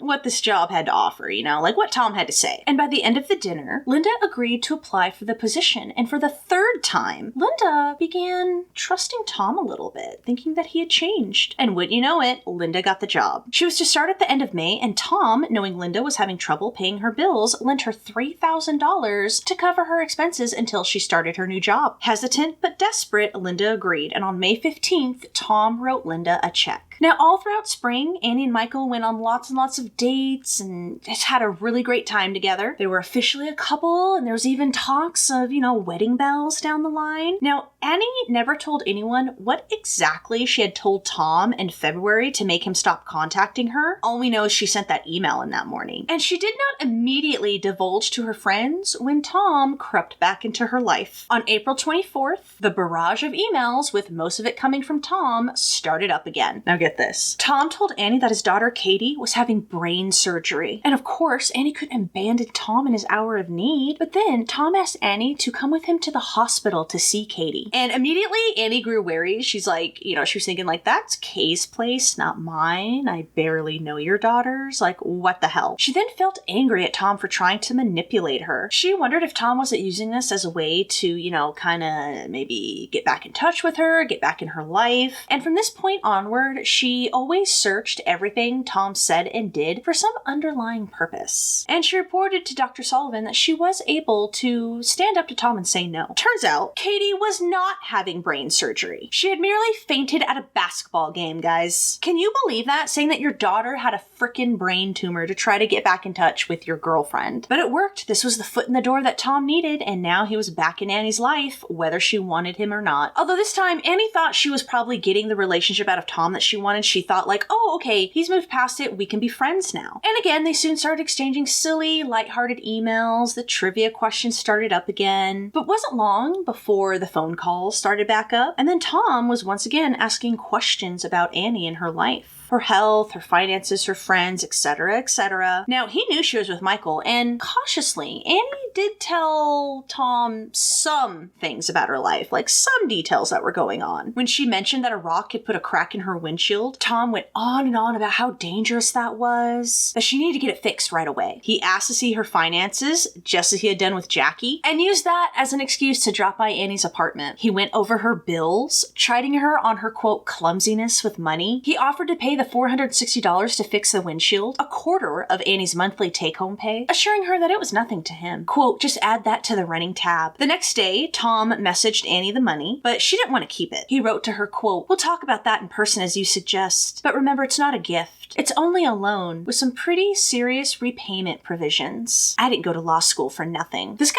thinks, I bet you he thought he was like real slick with that line. Like, I bet you he was like, nailed it. Now, Annie insisted on paying Tom back and wrote him checks whenever she could. Money was one of her chief anxieties, and Tom was well aware of that. He continued telling Annie, well, they were just friends now, and that he would always be there for her. He told her to take $500 from him to pay for her therapy, even though her brother and her insurance were footing the bill. He told her to consider it just another loan. He then, once again, began contacting Annie's friends, like Kim and Siobhan, among others. And once again, he was asking about Annie. And as we all know, this really triggers Annie, but it didn't matter. Tom had that foot in the door that he needed, and once again, he was in her life. And it is said this time, he was confident that he could get Annie to see that Michael was all wrong for her, and that he, Tom, was the right one for her. He's like juggling all these women, and he's like telling Annie to like sabotage this really good relationship, and what do you do with people like this? What do you do with such selfish, self-absorbed pricks? But try as Tom might, with her continued sessions with Dr. Sullivan,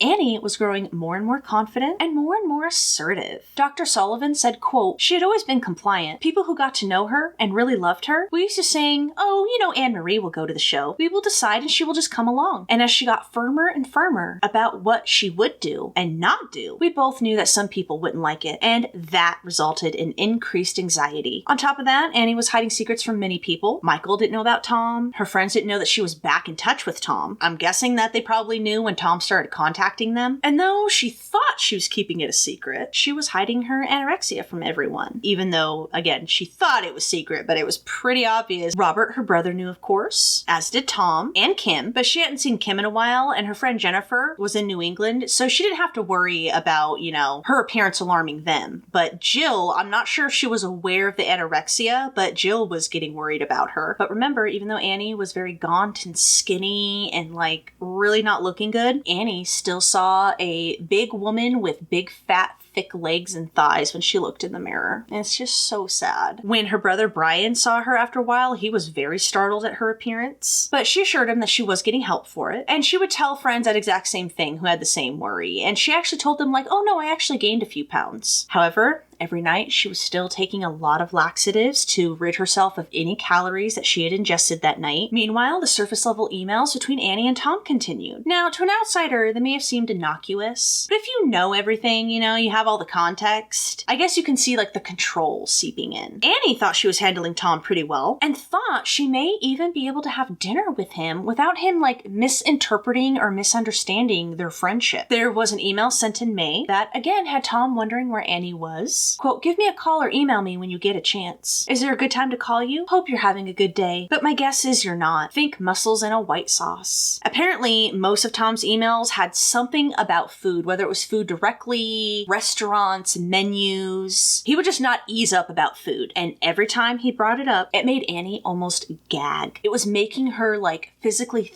sick thinking of eating. Finally, she emailed him, quote, hey, I'm scared to death that I'm killing myself. And that's a very positive thing, because I am forced to do something to make myself better. It's kind of a bittersweet device. Tommy, I know you want to feed me, but believe it or not, it's not the right answer. I have learned through Michelle and a lot of reading that the more someone tries to get you to eat, the less interested and more determined you become to do just the opposite. I almost sent myself to St. Francis, it's a hospital, yesterday morning because of how weak I felt. Believe me, Tommy, when I tell you, all of this is good for me, because for the first time, I am afraid that I am killing myself. I'm ready to tackle this problem I have. I know all you want to do is help, and it's greatly appreciated, but I need some time alone to work out a lot of stuff. I hope you understand all this mumbo. Anne-Marie. But Tom didn't let up. He sent Annie food baskets. He even made dinner reservations for them on Memorial Day, despite Annie telling him that she had plans and she'd be out of town. And most of her replies to Tom were strongly worded, well, for Annie, and they were like one sentence long responses. She was slowly getting stronger and braver with the continued help that Dr. Sullivan was offering her. Now, right before Memorial Day weekend, Annie finally confessed to Michael about her anorexia, and he was very supportive. I don't think she went into how bad it was. She didn't go into like nitty-gritty details, but she did tell him that,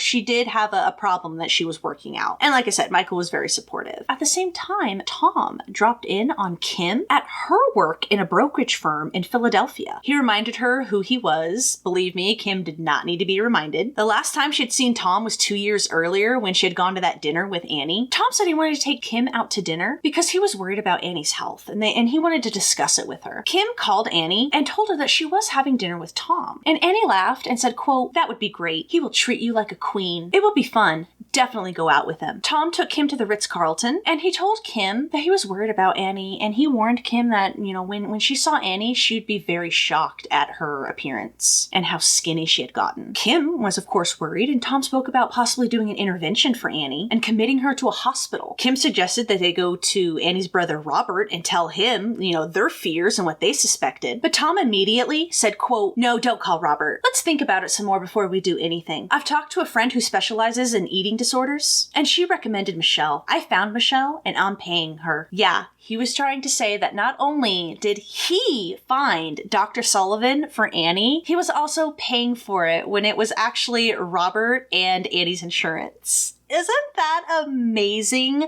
What a child. What a child. This is like a grown-ass man. Tom also told Kim that he was paying for all of Annie's therapy sessions. He went on that Annie had given both him and Robert a book on eating disorders, but he was the only one who actually took it seriously. And he was also the only one who bothered to read it. Quote, "I'm the only one who has done anything for her, Kimmy. I buy her groceries. I'm constantly buying her Gatorade and bananas to build up her electrolytes. And I try to keep her fed and make sure she's eating correctly." And as we all know, that this is total BS. Now, Kim asked about Annie's family, and Tom just went on, quote, "Nothing. I'm paying for everything. I'm in love with her. Why won't she agree to see me again? I have more money than I can spend in a lifetime. I can give Annie everything she wants. The Lexus, the 10-bedroom house. Why is she spending time with that geek when she could be with me? She doesn't take him seriously at all, It's all just a front to look good in front of her family. She isn't in love with him. And I don't understand why she's wasting her time with him. Am I crazy? Should I back away from her?" Now, at this point, Kim thought Tom seemed like off the wall, a little erratic, like he had just been going on and sort of like a rambling run-on sentence throughout this whole thing that I just told you. And, she thought he even came across as unhinged. She told him, yes, that's exactly what you should do, is back away. Now, when Kim called Annie the next morning, she told her what Tom had said, but she left out the disparaging things about Michael. She asked Annie if she loved Tom, and Annie, in just a dead, flat-out tired voice, said, quote, No, I don't. A week later, Tom asked Kim to dinner again, and again he took her to the Ritz-Carlton. He once again tried to make himself appear much more suitable for Annie than Michael. He also lied to Kim about one of his daughters needing brain surgery, and how it had been a difficult time for him. They talked about his father, how Tom had made all of his children millionaires. He argued to Kim that Annie didn't even know her own mind, and she was jealous of him dating someone else. So that must mean she still loved him. Now, that didn't sound at all correct to Kim, because all Annie talked about was Michael, and she had never been jealous of Tom. Even when she was in the middle of the affair with him, she had never been jealous. As she had done before, Kim called Annie the next morning and reported about the conversation she had with Tom at dinner. And Annie did mention to her that,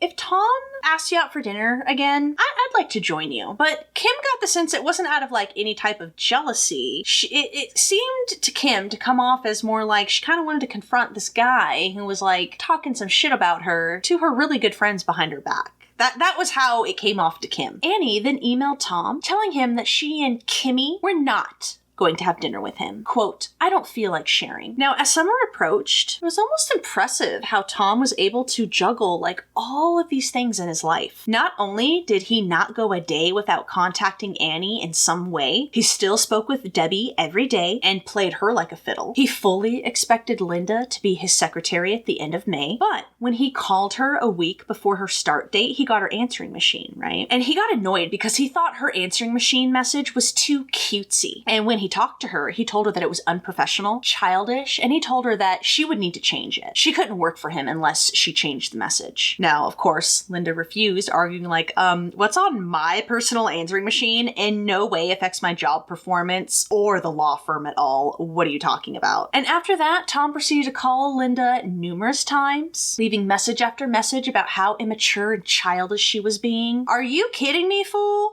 She's the one being immature and childish? And as Linda listened to these messages and listened to Tom rant and rave, she realized like she could never work for him. Like, dude, this guy's never changed. She called the offices and said she would not be reporting for work. She did not give a reason. Now, when Tom was informed of this, he was pretty angry. You know, after all, Linda still owed him $3,000, so he got her personnel file and had his secretary type up a civil complaint against Linda. And on June 14th, Tom filed a suit against her, asking for the $3,000 back plus interest. And apparently Linda didn't even try to fight back. She didn't even try to get a lawyer. She didn't show up to court, and she allowed Tom to get a default judgment on her. Can you believe that? I mean, guys, can you believe this grown-ass, professional, rich dude is acting like this? Like, bro, you have everything and you're acting like a dick. Over Memorial Day weekend, Annie had an okay time with Michael. They didn't fight or anything. She just wasn't feeling well. Though she was seeking help, it was still really difficult for Annie to eat, and she was still grappling with that fear that if she ate, she would gain weight, she'd be obese, and then Michael would leave her. But on the other hand, she was getting very frightened of her health, and she was aware that she knew she was going to die if she didn't eat. She was still taking laxatives, up to 15 a night, and to top it off, Tom was once again worming his way into her life, and she realized that, like, she could never be friends with this guy. Now, when Siobhan talked to Annie after Memorial Day weekend, she informed Annie that Tom had called her, asking where Annie was. Siobhan told him, no, I don't know where she is, and I guess, like, through her tone and stuff, she just didn't really encourage further discussion. Remember, she was a cop. Now, Annie was very upset at this, and she raged on, quote, he's fucking stalking me. And Siobhan told her, quote, Anne-Marie, there is a charge. That's a crime. There's a law against that. We can give you protection. She explained, like, you know, she's a police officer, and I'm charged with not just protecting the governor, but everyone on his staff. That includes you, girl. But Annie just declined, saying, quote, I can handle it. I just have to end it with Tom. So I'm wondering if she did confess to Siobhan that they had an affair. I don't know. Now, Annie agreed to have dinner with Tom on May 30th, and she tried to be friendly without giving any mixed signals. But the morning after, Tom had emailed her, asking her to come to his house to make pasta, or they could have dinner at Villa di Roma, which was the restaurant in Philadelphia that Debbie thought was her and Tom's special place. But apparently that is where he took all of his women. He also wanted Annie to start playing golf with him too. Yep,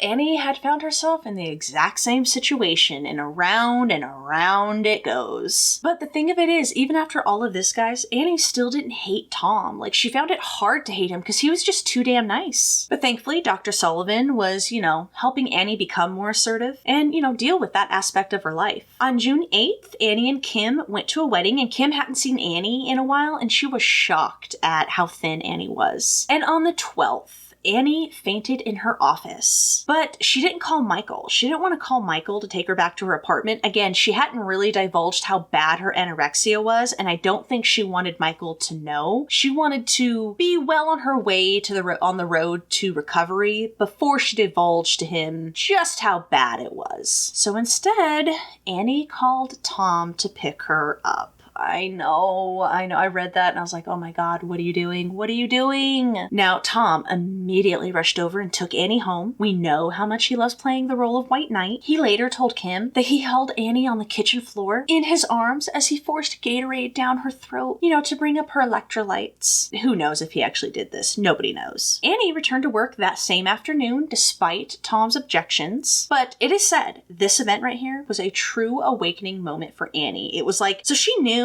logically that the anorexia was going to kill her, but it said like this fainting incident that happened in her office was sort of like the real wake-up call that she needed. It is said that this is the moment where Annie chose to live, but unfortunately Tom was still in her life. And on the 15th, Tom invited Robert, you know, Annie's brother, his wife, so Annie's sister-in-law, Kim, and Annie herself to some art exhibit in Philadelphia. At the Philadelphia Museum of Art, the law firm was celebrating its 75th anniversary there. And Annie Annie was horrified when she found out that Tom had invited her brother. She did not attend, but Robert and his wife did. I don't think Kim did either, but Robert and his wife certainly attended, and they had like a good time. They even sent Tom a thank you note afterwards. Tom called Robert his, quote, second favorite Fahey, and this mortified Annie. She did not want Tom, like, being chummy with her family. Like, she wanted him gone, and she never ever wanted her family to find out about the two of them, and that was really what she was worried about. And as June plodded on, Tom continued emailing Annie and calling her, continued trying to buy her things, continued to send her food, and tried to spend time with her. And at this point, Annie has started feeling like this trap was of her own doing. She felt that, yeah, she had kind of done this to herself, but her continued work with Dr. Sullivan was having an effect, all right? It was helping her. So Annie was eating more. She had cut down the laxatives she was taking every night by half. Apparently, like, it's not, when you're taking that many laxatives that regularly, I guess it's like pretty unhealthy to just stop. So she was tapering off of them. But Annie did still have her body dysmorphia issues. Primarily, she had issues with her legs. That was like the big sticking point for her. She thought her legs were fat and ugly, and she hated them. And though it sounds silly, Dr. Sullivan told Annie to write a letter to her legs and tell them how she felt. And, you know, even though Annie felt that this was silly and whatnot, like this kind of therapy, this stuff was beginning to have an effect. It was starting to work. On June 22nd, Annie and her sister Kathleen were shopping, and Kathleen was horrified at the state of Annie's body. They were clothes shopping, so they were like in their bras and panties changing in the dressing room, and it had been quite some time since Kathleen had seen her sister in a bra and underwear, and man, she was freaked out. It is said the two didn't have a fight. It was just a very intense emotional discussion between the two of them. You know, both of them were afraid, both of them were very emotional. But again, it wasn't like a fight. Annie told Michael about it over dinner, and she mistakenly told Tom about it in the coming days. And Tom felt he took this fight more seriously than Michael. We know how much Tom relished when Annie fought with her family and friends. He loved disconnecting her from her support group. On Sunday, June 23rd, Annie had dinner with Michael at his house. On Wednesday, the 26th, Annie and Kim spoke on the phone. There was like some local murder that had happened, and it was said to have really spooked Annie, but they moved on from that subject. Kim said, quote, Annie sounded great, really great. We talked about her eating disorder, and she said that she had gained a couple of pounds, and she was very happy about that, and that she had cut the number of laxatives she was taking in half. So she felt she was getting better. And we talked about her relationship with Michael, and she felt that was going very well, and she was excited about that. It was a very upbeat conversation. Later that day, Annie met with Dr. Sullivan, and it was said to have been a good, hopeful session, albeit a tiring one for both. I think they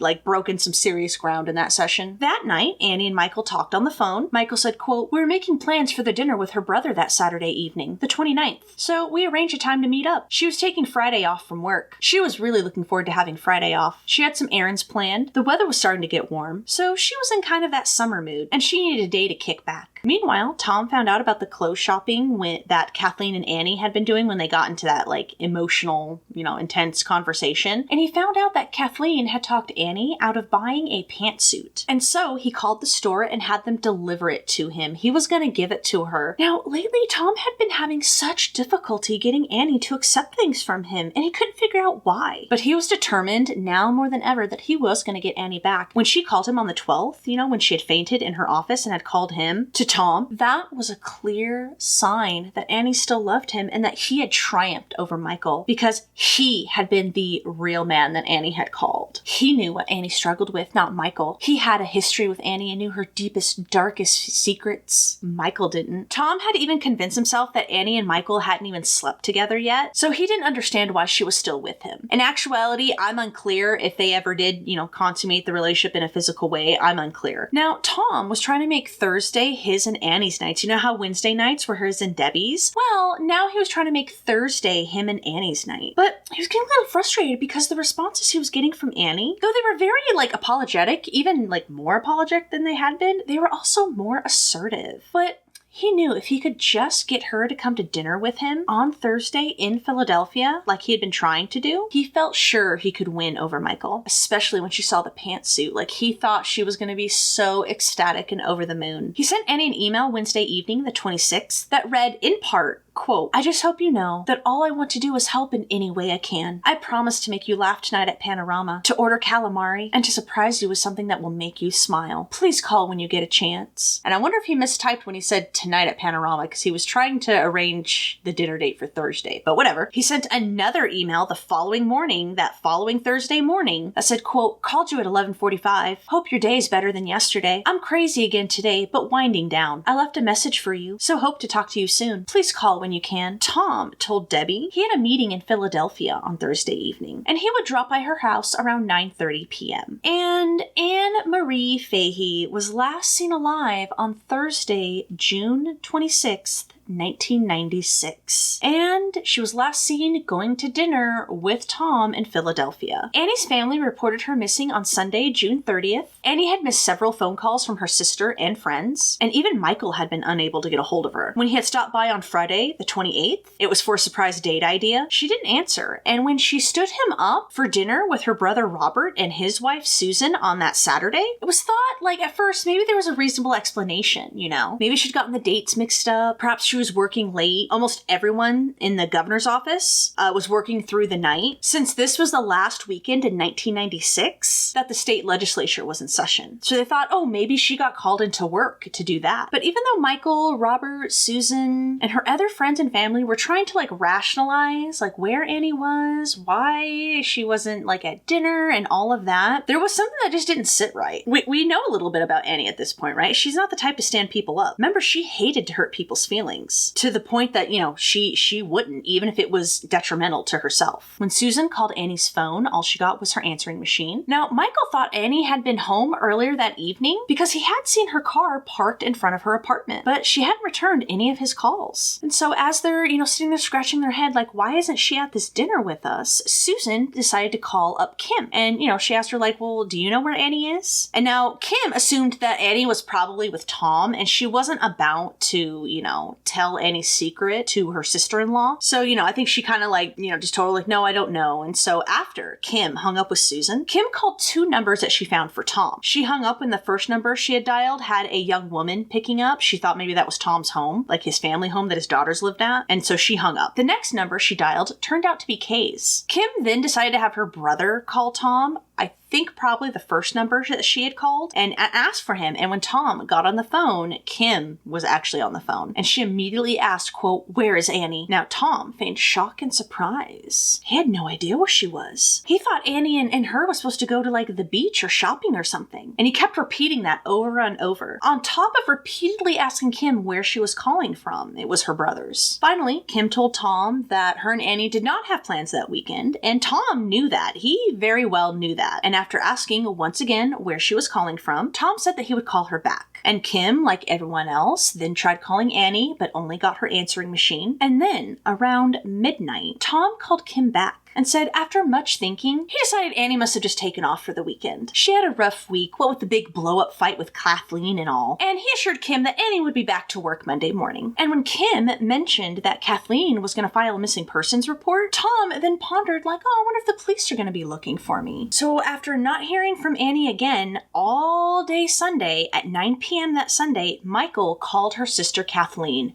who immediately knew something was up. She knew Annie wanted to marry Michael, and she would never just break plans with him like that willy-nilly, like much less not contacting him. Kathleen called Ginny, remember Ginny Columbus, to see if anyone in the governor's office was working, and, you know, did anyone there know if she had plans or something? And Ginny was like, no, she's not here. I'm not aware of any plans. And Ginny was like, you know what? Me and Jill live closer than you do, so we'll head over to Annie's apartment and check it out as, you know, you get over here. So Annie didn't answer their knocks, and so they got Annie's landlady, Teresa Oliver, to open the apartment for them, which I thought was kind of like bizarre, but maybe they explained the situation to Teresa. So when Teresa went to unlock the apartment, the deadbolt had been locked, all the lights were off, and it appeared Annie hadn't been home. But it was weird because her Volkswagen Jetta was parked in front of her apartment. It was also weird because the AC in her apartment was also on. Now, when Ginny and Jill told Kathleen all this, they called her up and was like, yo, this is what we're finding. Kathleen immediately called the Willington police, who told her that she would either have to come down physically to file a missing persons report or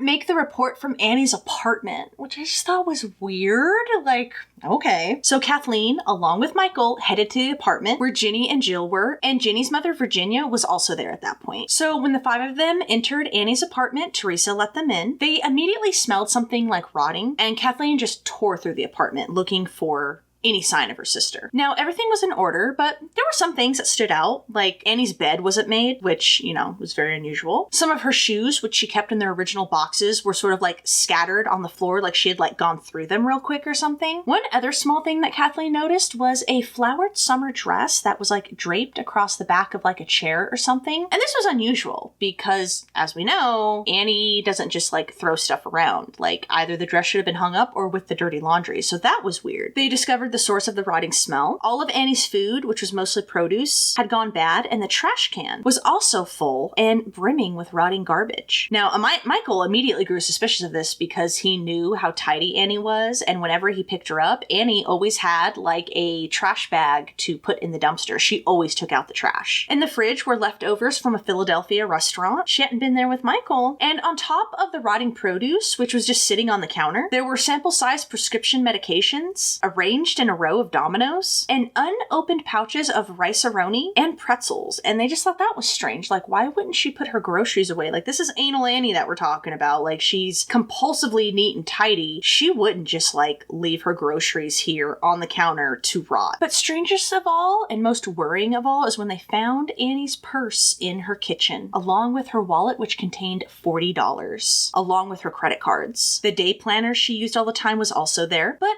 her keys were missing. She kept both her house and car keys on the same ring, and it was a ring attached to a leather pouch that also had a can of mace attached to it. And the CD player was a Sean Colvin album, which I guess was one of Annie's favorite artists, and the song queued up was, quote, "Get Out of the House." Now, after thoroughly going through Annie's apartment, Kathleen once again called the police, who didn't really take her seriously, and so at that point, Kathleen called up Ed Friel, who was the Secretary of State for Governor Carper, and once he called up the police, they were at Annie's apartment within minutes. Yeah, I mean, that's great that they're now, taken seriously, but it kind of sucks that you have to, know someone in an important position of power to be taken seriously, right? Now, as Kathleen was waiting for the police, she again went through her sister's things, just trying to see if there was any clue as to where her sister might be. She wasn't trying to pry or be nosy, she was just really worried about her sister. She found little trinkets Annie kept of Michael and their dates together, but it wasn't until Kathleen pulled a letter from the top drawer of the hutch in Annie's living room that she would be shocked. It was an envelope marked Anne Marie Fahey, personal and confidential. And inside was a long, convoluted, complicated, just rambling letter from a man who knew Annie very well. Knew the whole Fahey family, in fact. Yet, Kathleen didn't really know this person. The first letter ended with, quote, "All I want to do is make you happy and be with you. I love you." The letter wasn't signed, but the letterhead was of the firm Saul Ewing from the desk of Tom J. Capano. Now, Kathleen vaguely remembered one of the Friels talking about, like, some bizarre rumor that Annie and Tom may have had something going, but it was so preposterous she didn't really, think of it until she was reading that letter. She remembered asking her little sister about Tom, but Annie had just laughed it off and said he sometimes came into the governor's office, but that was it. Kathleen then called Kim and grilled her on what she knew. Kim said, quote, "I said I knew of him. I had heard Annie speak of him. She asked if I thought they were involved, because she had found some disturbing letters at Annie's apartment. I said no, I didn't have any knowledge of that. I was sure that Annie was going to be to work on Monday, and I didn't want to betray her confidence." When police arrived, Jill and Jenny informed them that Annie usually worked from 7:30 a.m. to 4:30 p.m. She had a psychiatrist appointment at 5 that Thursday, and she had plans to take Friday off. Jill said that Annie was really looking forward to it and had scheduled a mani-pedi to pamper herself, and the police, including Wilmington Police Detective Bob Donovan, who was a veteran cop but was working his first year as a detective, along with Delaware State Police officers Sergeant Steve Montag and Lieutenant Mark Daniels, went through Annie's apartment. Not knowing much except for what, Michael, Kathleen, and everyone else had told them. Except for a hang-up call on the 14th, Annie's answering machine only had messages from family and friends. They had no idea if Annie had accepted the Philadelphia dinner invitation from Tom. Remember, they had that email. All they knew at that point was that sometime between Thursday afternoon, when she walked away from work at the Carville building, and Saturday night, when she didn't show up to dinner with Robert and Susan and Michael, Annie had disappeared. Now, because of her position in the governor's office, there was a little bit more alert than if she was,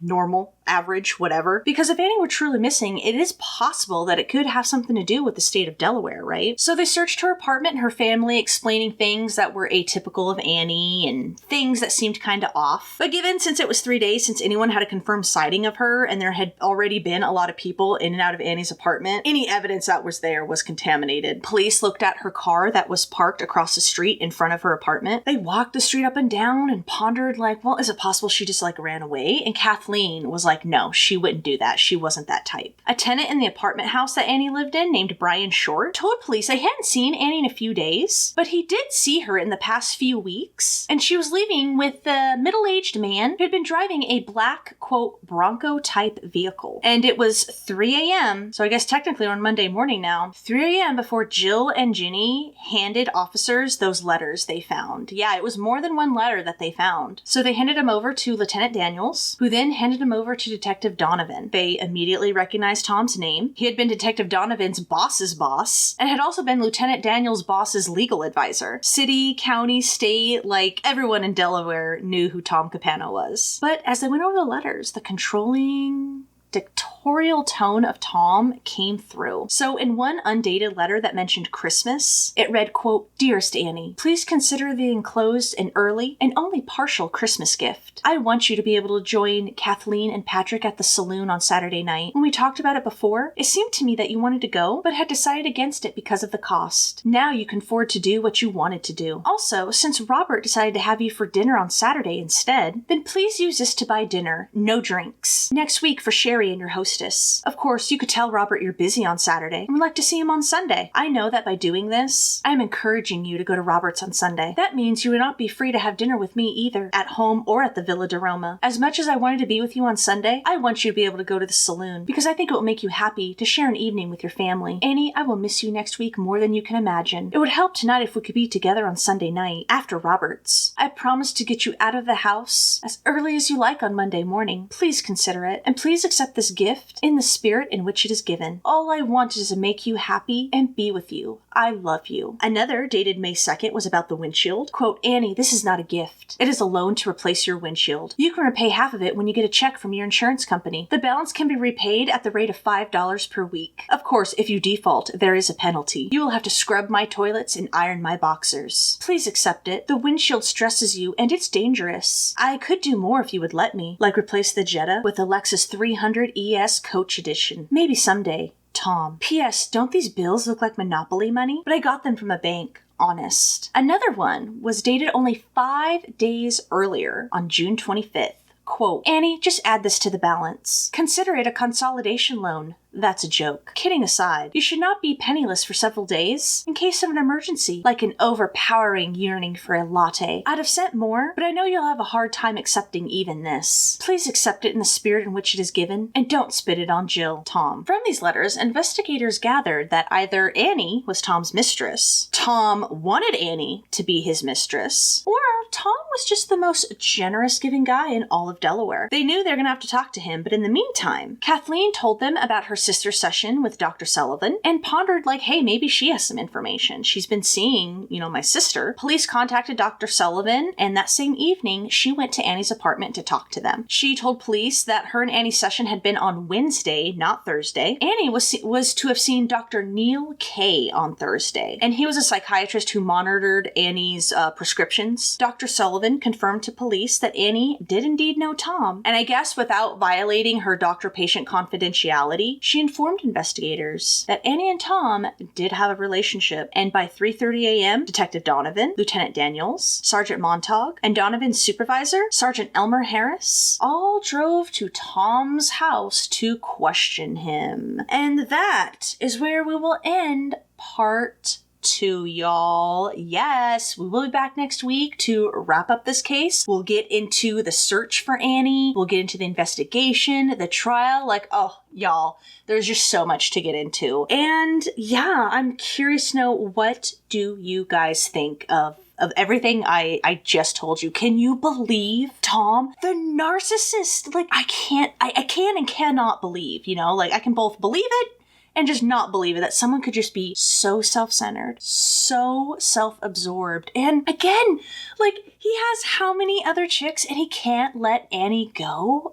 It's amazing. It's amazing. Please let me know. What do you guys think? What do you think of Tom? What do you think? Just please tell me your thoughts. I am dying to know what everyone thinks. Well, that will do it this week for Crime Dive. We will, like I said, be back next week to wrap up this case. And oh my gosh, y'all, like, honestly, I probably could have turned this into a 4-parter, but like I did, you know, I had to cut the line somewhere, but man, there's so much to get into, so much. So I'll go ahead and let you go until we meet again next week. Stay safe, have a wonderful week, take care of yourself out there. Remember, don't be a Tom, all right? Don't be a Thomas Capano. Don't be a self-absorbed, selfish, childish dick when you're out there in the world, all right? Just for the love of God, treat people decently, all right? Alrighty, y'all. I will see you next week. Bye-bye.